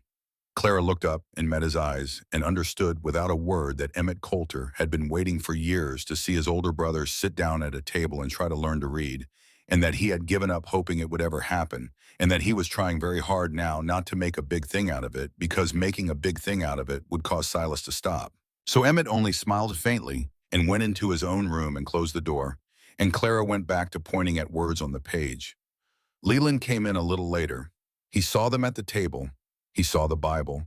He saw his older brother's face bent over a line of print with the careful concentration of a man who was not used to looking foolish in front of anybody. Leland did not stop in the doorway. He did not comment. He walked straight through the main room without a word and disappeared into his own room. But just before he closed his door behind him, Clara thought she saw his jaw tighten in a way that was not angry. It was something else. It was a thing that looked almost like gratitude, the kind a proud man feels and does not know how to say out loud. Later that night, after Silas had thanked her quietly and carried the Bible back to her room for her, because he did not want her to forget it, in the main room where the fire could scorch it, Clara sat on the edge of her narrow bed and looked at the bolt on the door. She did not slide it shut. Instead, she lay down in the bed and pulled the pieced quilt up to her chin and listened to the sounds of the cabin around her, the low murmur of Silas saying something to Leland in the main room, the brief, rough answer from Leland, the faint, thin notes of Emmett's harmonica starting up again somewhere on the porch, a different tune this time slower and sweeter, the steady crack of the fire, the wind in the pines. She fell asleep with the bolt unlatched. In the main room, Leland Coulter sat at the table with his hands wrapped around a mug of cooling coffee and waited until he was sure Clara was asleep before he spoke. "Silas," he said. Silas looked up from the stone he had been absently turning over in his fingers. "What?" "I rode the East Ridge Trail this afternoon," Leland said, "when I was supposed to be checking on the lame horse." Silas's face did not change, but his whole body went very still. And he said, "There were tracks up by the turn at the big dead pine," Leland said. "Fresh. 4 horses. Shod. Not Indian horses, not any of the trapper outfits I know. Somebody rode up to that point yesterday, sat there for a long time, and rode back down the way they came. They did not come any closer to the cabin than that. They did not need to. They just needed to see which trail we use and how long it takes a rider to come up it." Silas set down the stone he had been turning. "Maddox," he said. "Maddox," Leland agreed, "or men paid by him," which amounts to the same thing. Silas looked toward the closed door of Clara's room for a moment. Then he looked back at his brother. "She does not need to know yet," he said. "She is going to need to know soon," Leland said. "You know she is." I know," Silas said, "but let her have a few more days of not knowing. Let her learn the shape of this house first. Let her get her balance under her. Let her trust us enough that when I do tell her, she will stay to fight instead of running back down the mountain. Because that is what we need from her now, Leland chum. We do not need a frightened bride we are protecting. We need a woman who has decided that this is her house too, and that she is not going to be run out of it by the same man who killed Daniel." Leland was quiet for a long moment. Then he nodded once slowly. "All right," he said. "A few more days. But we start watching the trails in shifts. One of us awake at night from now on. I will take the first one." Silas nodded. Leland stood up and took his rifle down from the peg by the door and walked out into the cold night, closing the door softly behind him so as not to wake the woman sleeping in the room at the back of the cabin. Silas sat alone by the fire for a long time afterward. He looked at the Bible Clara had been teaching him from earlier in the evening, still sitting on the edge of the table where he had set it down. He reached out and opened it to the page she had marked and looked down at the words.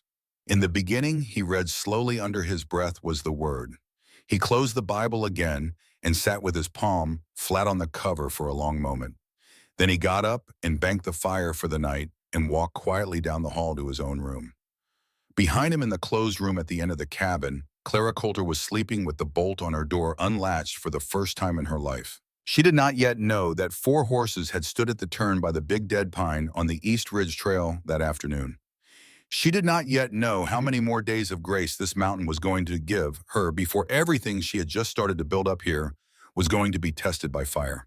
But she knew that a jar of wildflowers had been put on a windowsill before anyone in this cabin had known her name. She knew that a room had been built with a door and a bolt for a woman who did not yet exist.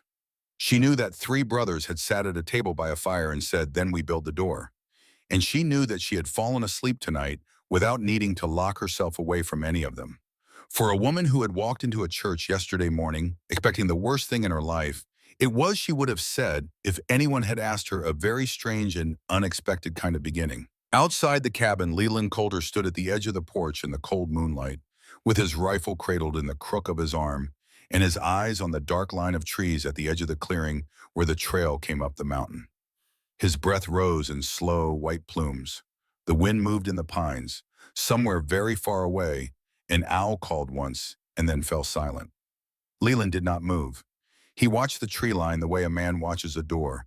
He knows somebody is eventually going to come through, and he settled into the long, patient waiting that was the only thing he had ever really been good at in his life. He waited there until Silas came out to relieve him just before dawn. They exchanged one quiet sentence about the trail, and then Leland went inside to sleep, and Silas took up the watch in his place. Neither of them spoke Clara's name. Neither of them needed to. The reason they were standing watch was sleeping on the other side of the cabin wall behind them, and all 3 Coulter brothers had silently agreed sometime in the last 2 days that the reason was worth whatever it was going to cost them to keep her safe. The third morning on the mountain was colder than the first. A thin skin of new ice had formed over the water trough on the corral in the night, and the frost on the porch rail was thick enough that Clara could see the shape of it in the last of the starlight when she stepped outside. She had woken on her own this time, not to the sound of an axe, but to the deeper, older silence that comes just before a mountain dawn, the kind of silence that tells a person the night is nearly finished with them. She found Silas at the rail with a rifle laid easy across his forearm, and his eyes not on the sunrise but on the dark line of trees where the trail came up. He heard the door open and turned his head. "Morning," he said. "Good morning," she said. She walked over to stand beside him. She did not ask why he was holding a rifle on a peaceful mountain morning. She did not ask why he was watching the trees instead of the east. She had been the wife of Silas Coulter for only 3 days, but she had already learned to read the set of his shoulders, and she understood that there were some questions whose answers she was not ready to hear yet, and that her husband was carrying something for her quietly in the meantime so that she could have one more morning of not knowing. He shifted the rifle a little in his arm and pointed with his chin toward a pair of Steller's jays flitting noisy and blue through the pines at the edge of the clearing. "You hear how they are scolding," he said. His voice was so low she had to lean a little closer to catch it. "Yes," she said. "That is a common scold," he said. "Nothing in it. They do that at each other and at squirrels and at their own shadows when the light changes. You learn the sound of that up here because you learn to stop listening to it. But when a jay makes a different sound, a harder, flatter sound, higher up in the throat, that is the sound they make for a human being coming through the timber, where no human being is supposed to be. A mountain will tell you when a stranger is on it if you know how to ask. You just have to listen to the birds." Clara watched the jays. "What does that sound like?" she asked. Silas was quiet for a moment. "You will hear it soon enough," he said. She understood in that moment, without needing any more plain words than those, that her husband was not standing on this porch at dawn with a rifle for no reason. He was teaching her something she was going to need. He was putting a tool in her hand the way a man puts a knife in the hand of somebody he intends to walk into rough country beside, and he was doing it so quietly that it felt less like a warning and more like a gift. "Thank you," she said. "For what?" "For telling me what to listen for." Silas nodded once and did not answer. They stood there together at the porch rail as the sky began to lighten behind the shoulder of the mountain, and the first real light of the day crept down through the pines and touched the frost on the ground and made it glitter, and somewhere deep in the timber the jays settled into their ordinary scolding, and the mountain held its breath for one more morning the way a mother holds her breath over a sleeping child. And down in the valley far below them, the first of Roy Maddox's new men saddled his horse in the gray pre-dawn and turned his face toward the trail that led up into the Bitterroots. The days that followed settled into a rhythm that Clara had not expected to find on a mountain where danger was always pressing at the edges. She learned the shape of the cabin the way a woman learns the shape of a house she intends to make her own, not all at once, but in pieces, one room at a time, one corner at a time, one small discovery at a time. She learned that the cast iron stove ran hot on the left side and cool on the right, and that bread baked better when she put it closer to the wall. She learned that the spring house stayed cold enough to keep milk fresh for 3 days if she set the jars on the lowest shelf where the water ran deepest. She learned that Leland liked his eggs fried hard and his coffee with no sugar and his silence respected in the mornings. She learned that Emmett would eat anything she put in front of him and thank her for it, even if it was burned, and that he played his harmonica on the porch every evening at dusk, as if the mountain needed a lullaby before it would agree to let them sleep.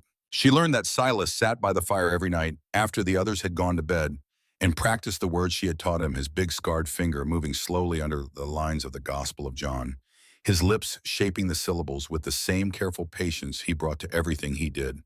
She learned the reading lessons were changing something between them that neither of them had given a name to yet. Every evening after supper, when the dishes were done and Leland had gone out to check the horse and Emmett had taken his harmonica to the porch, Clara and Silas sat across from each other at the pine table with the Bible open between them and the fire crackling low in the hearth. His progress was slow but steady.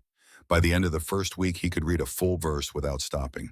By the end of the second week, he could sound out words he had never seen before, puzzling through them, the way a man works a piece of bent iron back into shape, patient and stubborn and unwilling to quit until the thing was right. It was during one of those lessons, near the middle of the third week, that Clara looked up from the page and realized Silas was not looking at the Bible. He was looking at her. Not in the way she had feared a man might look at her in the first days on this mountain. Not with hunger or possession or the kind of calculation she had seen in Roy Maddox's pale gray eyes. He was looking at her the way a man looks at something that has arrived in his life by accident and has turned out to be the one thing he did not know he needed. She looked back at him. The fire moved in his amber eyes. The scar on his eyebrow caught the light. Neither of them said anything, but something shifted between them in that silence. Something small and careful and private, like a bolt being slid open on the inside of a door. The first snow came in the fourth week. Clara woke to a world gone white and silent. The pines bent under a weight of powder.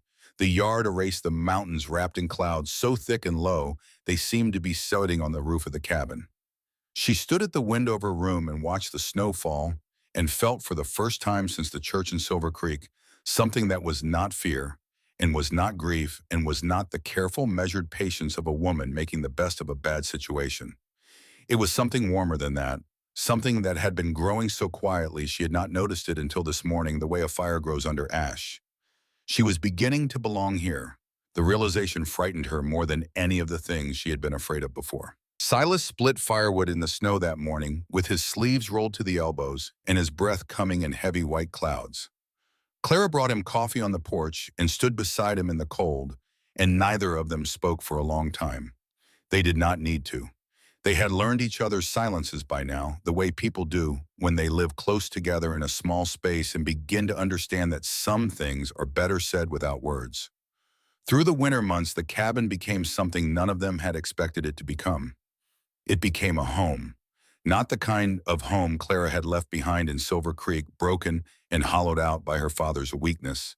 Not the kind of home the Coulter brothers had lost when their parents died and their youngest brother was taken from them. Something new. Something built out of rough timber and iron bolts and reading lessons by firelight and in biscuits that made a hard man stop chewing and look across the room at his brother as if to say, well, it is over. We are never going back to the way things were.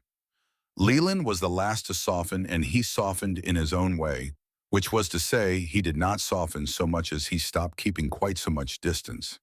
He began leaving small things where Clara would find them. A pair of leather gloves he had stitched himself left on her writing desk without a word, a wooden hook carved from pine and mounted by her door for her coat, a second water pitcher larger than the first set on her washstand one morning while she was out feeding the chickens Emmett had traded for down in the valley. Leland never acknowledged any of these things.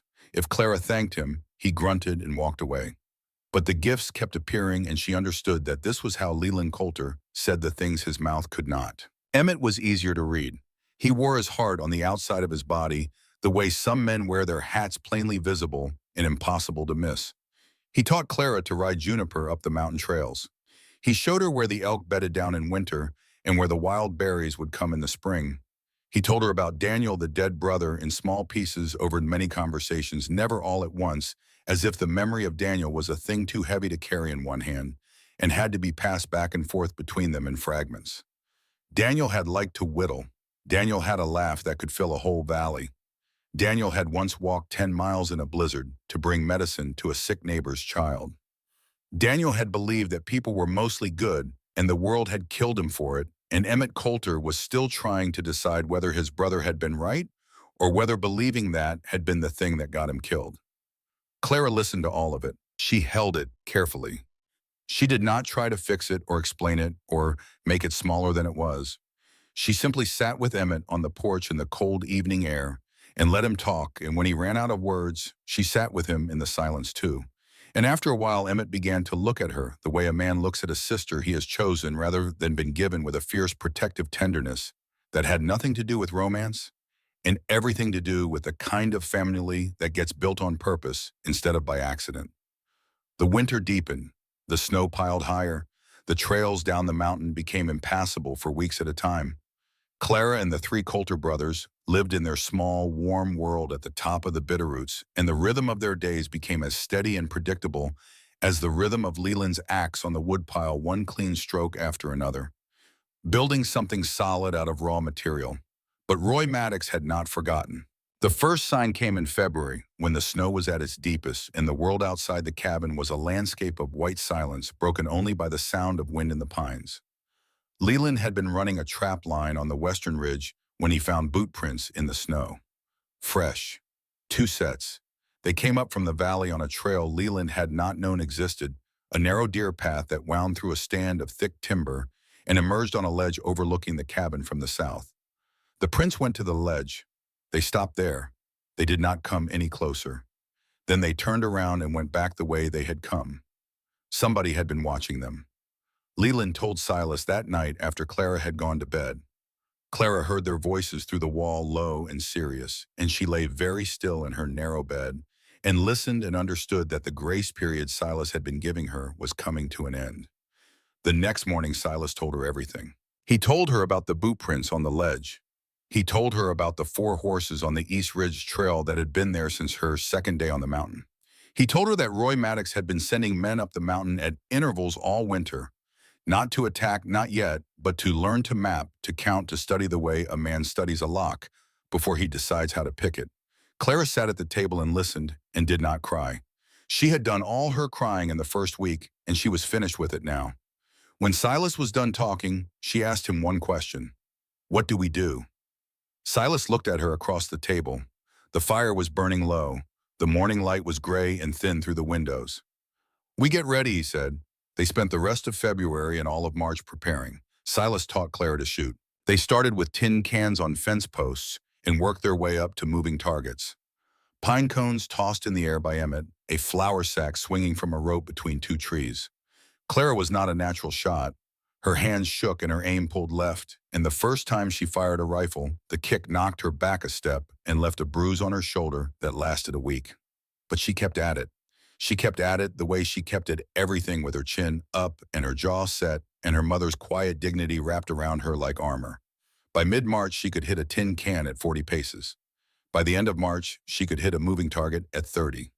Leland watched her from the porch one afternoon as she put 3 shots through a swinging flour sack in a row, and he nodded once without saying anything, which Clara had learned by now was the highest compliment Leland Coulter knew how to pay. Spring came to the Bitterroots in April late, and sudden the way spring comes to high country, not gradually but all at once, as if the mountain had been holding its breath all winter, and finally let it out. The snow melted. The creeks ran high and fast and cold. Green things pushed up through the dark, wet earth. Clara planted a kitchen garden with seeds Emmett had brought up from the valley, and she stood in the warm spring sun with dirt under her fingernails and her sleeves pushed back, and felt for a moment the kind of peace that comes from putting something into the ground and trusting it to grow. It was on a morning in late April that Emmett rode into the yard at a gallop, with two thin boys on the horse behind him and a look on his face that Clara had never seen before. The boys were Weston and Birch, Clara's brothers. Clara ran down the porch steps and crossed the yard and had her arms around both of them before Emmett had even finished swinging out of the saddle. Weston was taller than she remembered, still thin as a fence post, but harder now with their father's jawline beginning to show in his face. Birch was 12 now, not 11, and he did not cry when he saw her, which told her that something had changed in him too, that the boy who used to cry for their mother in his sleep had learned to carry his grief standing up. They told her what had happened. Harlan Whitfield had gotten worse over the winter, the drinking had deepened, the ranch had fallen further into disrepair, and then 3 weeks ago, two of Maddox's men had come to the house and told the boys that their father owed a new set of debts and that the boys were going to work them off on the Maddox ranch and that they should pack their things and be ready to leave by morning. Weston had taken Birch and run. They had gone to Sheriff Briggs, and Briggs had sent word up the mountain, and Emmett had ridden down to meet them at the edge of the valley and brought them up the trail in the dark. Silas stood on the porch and watched Clara hold her brothers and said nothing for a long time. Then he turned to Leland, who was standing in the doorway with his arms crossed and his face hard. "Two more," Silas said.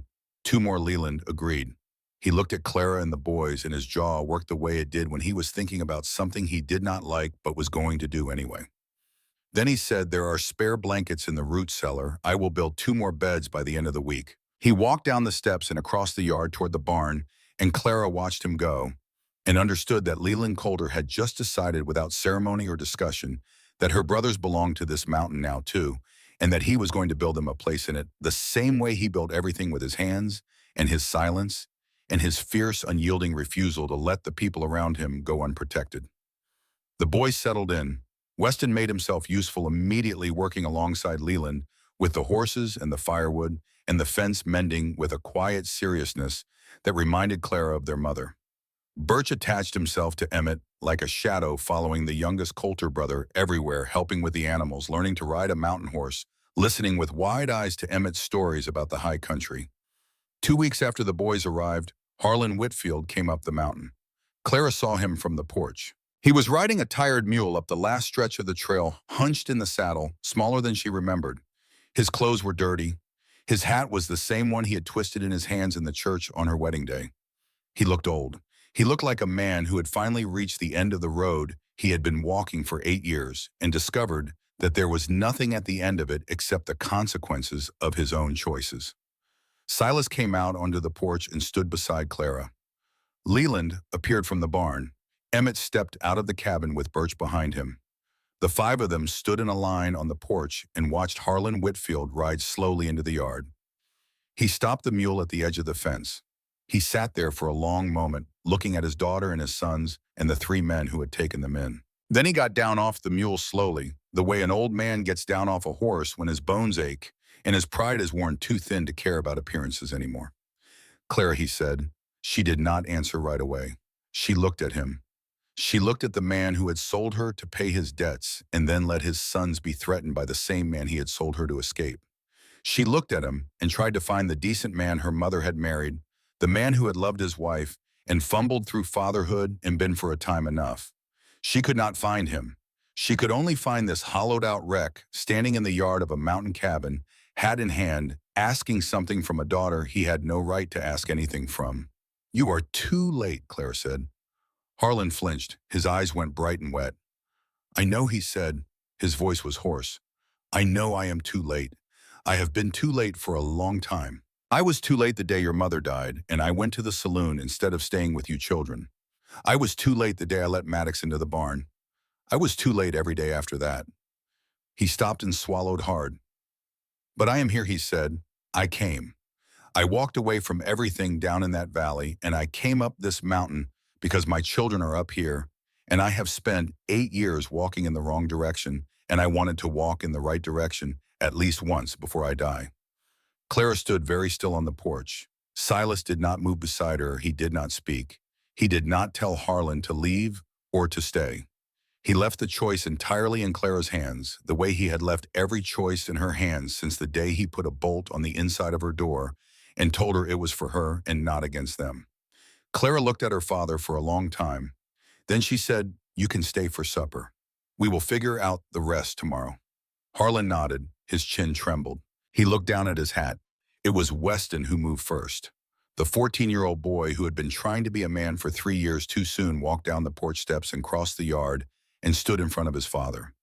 He did not hug him. He did not forgive him. He just stood there and looked at him with steady eyes and said, "There is a stall in the barn for the mule. I will show you where." Harlan followed his son across the yard. Clara watched them go. Beside her, Silas let out a slow breath. "You did not have to do that," he said quietly. "Yes, I did," Clara said. "Not for him. For me." A woman who locks her door against her own father becomes the kind of woman who locks doors for the wrong reasons. My mother taught me that. Silas looked at her. Something moved in his amber eyes that she had not seen there before. It was not pity. It was not admiration exactly. It was the look of a man who was watching somebody become the person they were always going to be and was realizing that he was in the presence of something stronger than he had known. "Your mother," Silas said slowly, "must have been a remarkable woman." "She was," Clara said.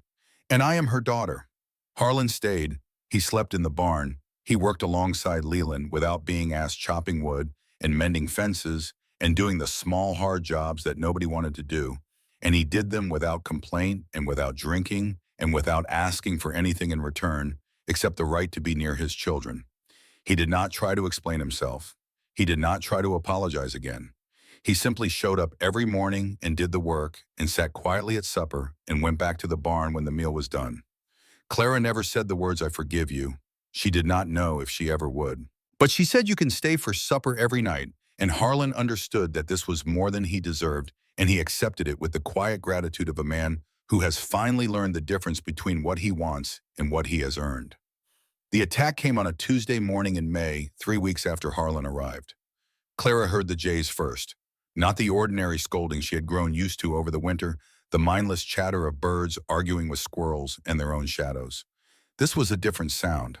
Harder, flatter, higher in the throat. The sound Silas had told her about on the porch that cold morning months ago, the sound a mountain makes when it is trying to tell you that a stranger is coming through the timber. She was in the kitchen garden when she heard it. She straightened up from the bean rows and looked toward the tree line and felt her blood go cold. 10 riders were coming up the trail.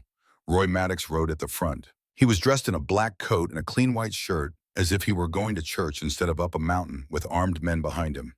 His pale gray eyes found Clara across the yard, and he smiled, and the smile was the most frightening thing she had ever seen, because it was the smile of a man who believed he had already won and was simply arriving to collect what was his.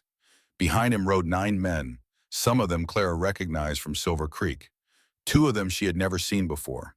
They were all armed. No, they spread out in a loose half circle at the edge of the clearing, blocking the trail down the mountain. Silas was on the porch before Clara could move. He had his rifle in his hands, and his amber eyes were flat and steady and utterly without fear. Leland appeared from the barn with a long rifle of his own and a knife on his belt, and his face set in that hard, coiled expression that Clara had learned was not anger but readiness. Emmett came out of the cabin with a shotgun and positioned himself at the far end of the porch covering the right flank. Harlan Whitfield stood in the doorway of the barn, pale and shaking with Weston and Birch behind him. Clara walked across the yard toward the porch. Silas looked down at her and said, "Get inside." "No," Clara said. "Clara, no." She climbed the porch steps and stood beside him. She was shaking. Her hands were trembling, the way they had trembled in the church on her wedding day, holding a bouquet of dried wildflowers to keep them still. But she did not have flowers now. She had nothing in her hands except her own resolve, and that she discovered was enough to keep them steady. Maddox walked his horse a few steps closer and stopped. He looked at the 5 people on the porch and at the old man in the barn doorway, and he shook his head slowly the way a man shakes his head at a card game that has gone on longer than it should have. "This has gone far enough," Coulter Maddox said. His voice carried across the yard, calm and even. The same voice Clara had heard in the barn that night 8 years of her life ago. "You had your fun. You played your little game with the preacher and the marriage license. But we both know what this is. She was mine before she was yours, and I have come to take her home." Silas's voice came out low and flat and cold as iron. She is my wife, he said, and she is not yours to take. Maddox smiled that terrible smile again. Wife, he repeated as if the word tasted amusing. That is a generous word for a girl you bought with a fake newspaper advertisement in a backroom deal with a sheriff who does not have the authority to broker marriages. I have a lawyer in Helena who says that marriage certificate is not worth the paper it was printed on. I have a judge who agrees. And I have 10 men who are prepared to ride up these steps and carry her down if you do not hand her over in the next 2 minutes. One of Maddox's men shifted in his saddle and put his hand on his holster. Leland's rifle swung toward him so fast the man's horse spooked sideways. Nobody moved after that. Clara stepped forward. She stepped past Silas, past the edge of the porch, onto the top step, where every man in that yard could see her clearly. Silas reached for her arm, and she shook him off. Not roughly, not with anger, with the quiet, steady certainty of a woman who has decided that this moment belongs to her. No, Clara said. Her voice was not loud. It did not need to be. In the silence of that mountain clearing with 10 armed men and 3 brothers and an old broken father all staring at her voice carried the way a church bell carries across a valley. No, she said again. I am not your property, Mr. Maddox. I was never your property. You made a deal with my father, not with me. You tried to buy me the way you buy cattle and land and the loyalty of small men who are too afraid to tell you no. But I am telling you no. I am telling you no on this porch in front of these men on this mountain that I have made my home. You can bring your lawyers and your judges and your riders. You can bring 100 men up this trail. It will not change my answer. I am Clara Coulter. This is my house. These are my people, and I am not going anywhere. The clearing went so quiet Clara could hear the creek running behind the cabin. Maddox's smile had not left his face, but something behind it had changed. Something in his pale gray eyes had shifted the way a man's eyes shift when a hand of cards he was sure of turns out to have a card in it he did not expect. Before Maddox could respond, the sound of hooves came up the trail behind his men. The riders shifted uneasily. 2 of them turned their horses to look. Sheriff Wade Briggs rode into the clearing on a big roan horse with 3 deputies behind him.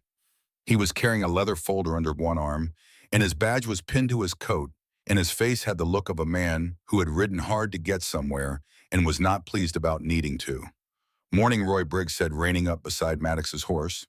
He did not sound surprised to find 10 armed men in a mountain clearing. He sounded like a man who had been expecting exactly this. Sheriff Maddox said, and his voice was still calm, but the edges of it had gone tight. This is a private matter, it was Briggs said. Until you rode up here with 10 men and guns, now it is my matter. He opened the leather folder and pulled out a sheaf of papers. He held them out toward Maddox.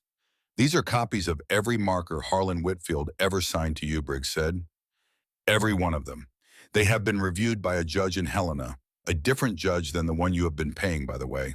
And that judge has determined that the original debts were satisfied in full by the terms of the marriage agreement between Clara Whitfield and Silas Coulter, which was executed legally under Montana territorial law, and which is, I am sorry to tell you, Roy, as binding as any contract you have ever held in your hand.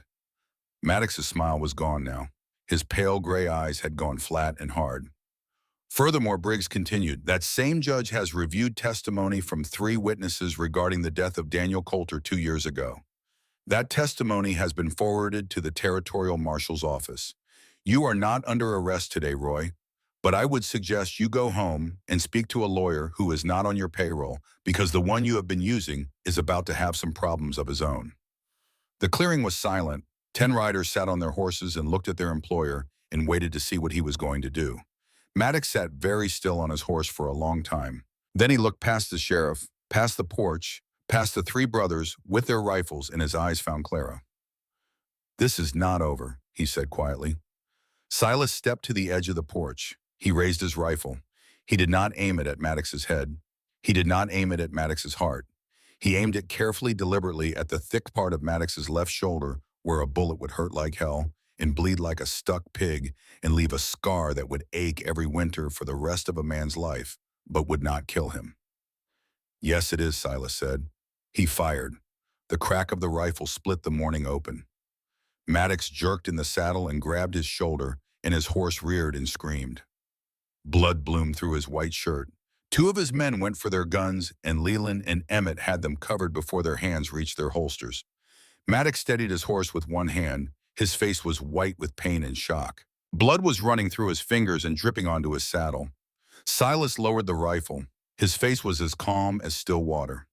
"I could have killed you," Silas said. "I have wanted to kill you every day for 2 years. I have dreamed about killing you. I have sat at that table in there and planned exactly how I would do it if you ever gave me the reason. But I am not going to kill you, Roy, because I am done letting you make me into a monster. You turned me into a killer once. You are not going to do it again. You are going to ride down this mountain with that hole in your shoulder, and you are going to remember for the rest of your life that Silas Coulter had you dead to rights and chose to let you live. And every time that shoulder aches in the cold, you are going to remember that mercy was given to you by a man you tried to destroy, and you are going to have to live with that." Maddox stared at him. His pale gray eyes were bright with pain and something else. Something that might have been, for the first time in Roy Maddox's life, the beginning of fear. "Get him out of here," Briggs said to the riders. "Take him to the doctor in Silver Creek, and the rest of you, I would suggest you find new employment. The Maddox Ranch is about to have some difficulties." The riders turned their horses. Two of them helped Maddox stay in his saddle. They rode down the trail in a ragged line, and the sound of their hooves faded slowly into the timber, and the jays started scolding again in the ordinary way, and the mountain settled back into its silence the way a mother settles back into her chair after checking on a sleeping child. Sheriff Briggs tipped his hat to Clara. "Ma'am," he said, "you have a good day." He turned his horse and followed the riders down the trail, his deputies behind him. The clearing emptied. The dust settled. The morning went on. Clara stood on the porch and watched the last of the riders disappear into the trees. Thin flakes of late spring snow had begun to fall soft and light, settling on her shoulders and in her hair. Silas came to stand beside her. He set the rifle against the porch rail and stood there, with his big hands empty at his sides, looking out at the empty trail. Clara turned to him. "You shocked them all today," she said. Silas looked at her. His amber eyes were tired. His face was the face of a man who had just let go of something he had been carrying for 2 years and was not yet sure what the world looked like without the weight of it. "Only one opinion matters to me," he said. "Who's?" Clara asked. "Yours." The snow fell quietly around them. Leland had gone back into the barn without a word. Emmett was sitting on the porch steps with his elbows on his knees and his head down, breathing slowly, coming down from the tension, the way a young man does when the danger has passed and the body has to remember how to stop being afraid. Weston and Birch stood in the barn doorway beside their father, who had one hand on each of their shoulders and was holding on as if he was afraid they would disappear if he let go. Clara reached up and touched the scar on Silas's cheek. It was the first time she had touched him on purpose. Not the accidental brush of fingers passing a coffee mug, not the brief formal contact of a bride's hand on a husband's arm walking down a church aisle. This was a choice. Her fingertips traced the thin pale line of the scar from his eyebrow down to his cheekbone, and Silas went very still under her touch, the way a wild animal goes still when it encounters something it does not recognize and is trying to decide whether to run. He did not run. "Clara," he said. "I was forced to marry you," Clara said. Her voice was quiet and steady. Her hand was still on his face. "I was forced to stand in that church and say words I did not choose and walk out of that door with a man I did not know. I was forced to ride up this mountain and sleep behind a bolted door and learn to trust 3 strangers who could have been anything. None of it was my choice. None of it." She paused. "But I do not feel forced now," she said. "I have not felt forced in a long time, and I want you to know that." Silas looked at her. His amber eyes were bright in a way she had not seen before. His mouth worked for a moment. "If you ever want to leave," he said, his voice rough and low, "I will not stop you. I will give you the horse and the supplies and whatever money we have, and I will watch you ride down this mountain, and I will not follow you. I made that promise to myself the day I signed that marriage license, and I am making it to you now. You are free, Clara. You have always been free. I just needed you to be alive first." Clara smiled. It was the first real smile she had given since before her mother died, the kind of smile that starts somewhere deep in the chest and works its way up through the throat and onto the face and changes everything it touches along the way. "I am already home," she said. Then she kissed him. It was not the kind of kiss that the dime novels wrote about, all fire and passion and the thundering of hearts. It was quieter than that, softer. It was the kiss of a woman who had walked through fear and grief and betrayal and loneliness, and had come out the other side and found waiting for her on a mountain in the Bitterroots a man who had built her a room with a bolt on the door before he even knew her name. It was a kiss that said, I choose this. I choose you. Not because I have to, not because there is nowhere else to go, because this is where I want to be. Silas's hand came up and cupped the side of her face, and his palm was rough and warm and very large, and Clara leaned into it the way a tired person leans into a pillow at the end of a long day. And the snow fell around them, and the mountain was quiet, and somewhere on the porch steps, Emmett Coulter lifted his head and saw his oldest brother kissing the woman who had come to this cabin as a stranger and had become the center of everything. And he smiled and looked away and let them have this moment in peace. The years that followed were not easy. No life on a mountain in the Bitterroots was ever easy. There were hard winters and dry summers and sick cattle and broken fences and the thousand small daily struggles that make up a life lived close to the earth. But there was also the garden that grew larger every spring, and the reading lessons that continued by firelight until Silas could read a full page of the newspaper without stopping, and the sound of Emmett's harmonica on the porch at dusk, and the steady rhythm of Leland's hammer in the barn as he built new things for a house that kept needing more room because the family inside it kept growing. Clara bore a daughter in the autumn of 1875. They named her Danielle. Silas held the baby in his big scarred hands and looked down at her face and said nothing for a very long time, and Clara understood that he was looking at his dead brother's name written in the features of a living child and was trying to make peace with the fact that the world gives and takes in equal measure. And sometimes the giving and the taking happen in the same breath. Weston grew up on the mountain and became the kind of man his mother would have been proud of, steady and quiet and good with horses and better with people. He married a girl from the valley when he was 22 and built a small ranch at the foot of the mountain with lumber Leland helped him cut. Birch stayed closer to home. He had a gift for numbers that Clara had recognized early and nurtured through the years, and by the time he was 20, he was keeping the books for 3 ranches in the valley and had earned a reputation as the one man in Silver Creek whose accounts always balanced to the penny. Harlan Whitfield lived in the barn for 3 years before Leland, without saying anything to anyone, built him a small cabin of his own at the edge of the clearing. By then, Harlan was nearly sober, not completely, not perfectly, but enough to be useful and enough to be present, and enough to sit on the porch in the evenings and watch his grandchild play in the yard without the glassy, distant look that whiskey puts in a man's eyes. Clara never told him she forgave him. She did not know if she ever would. But she told him come in for supper, and Harlan understood that this was the same thing or close enough to it, and he came in for supper every night until the end. Roy Maddox was tried in Helena in the autumn of 1874. The trial lasted 3 weeks. He was convicted on charges related to his cattle operations and on 2 counts connected to the death of Daniel Coulter, though the murder charge itself could not be proven. He was sentenced to 12 years in the territorial prison. He served 8.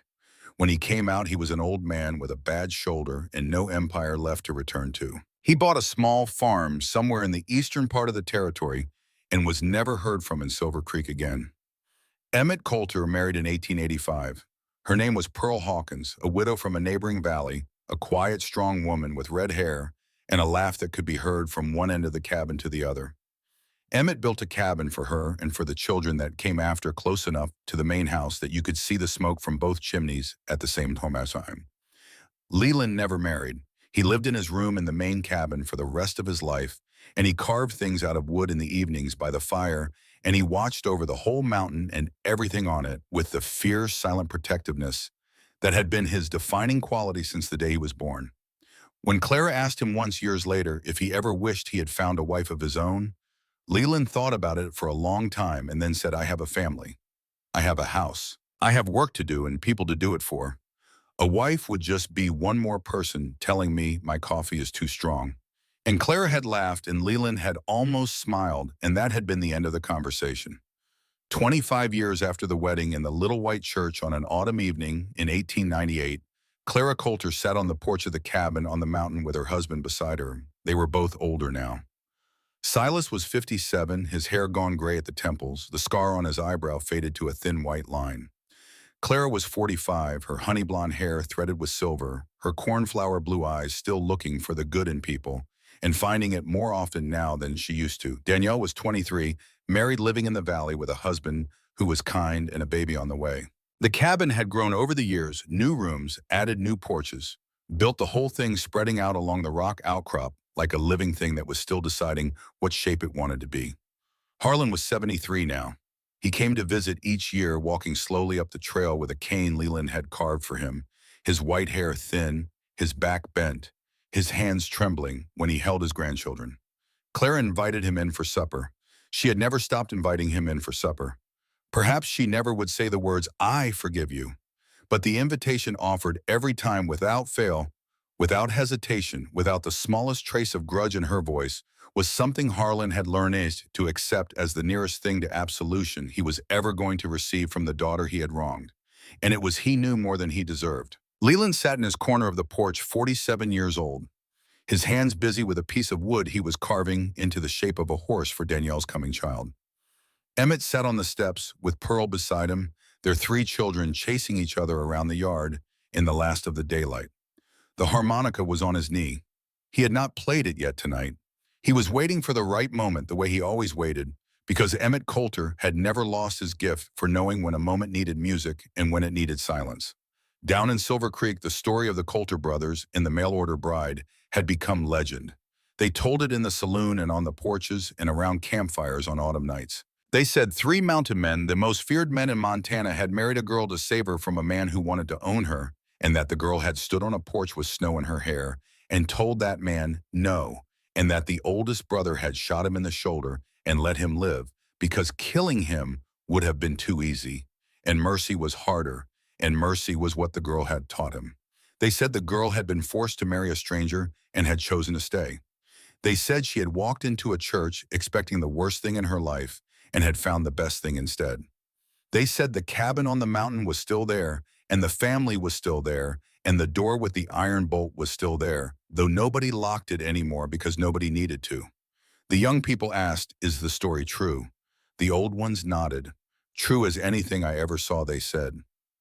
"Truer than most." On the porch, Clara leaned her head against her husband's shoulder. Silas put his arm around her. The evening light was turning the mountains gold and purple, and the first stars were beginning to show over the peaks. Emmett lifted the harmonica to his lips and began to play. It was the same slow, sweet tune he had played on the porch that first night, 25 years ago, when a frightened girl had fallen asleep behind a bolted door listening to the sound of it through the wall and had not known yet that the music was being played for her. Clara closed her eyes. She was home. She had been home for a very long time. And the mountain patient and old and wise in the way that mountains are held them all in its long shadow, in its long silence, and let them be the way it had let them be from the very beginning, when 3 brothers sat at a table by a fire and decided to build a door for a woman they had never met, and the woman walked through it and stayed.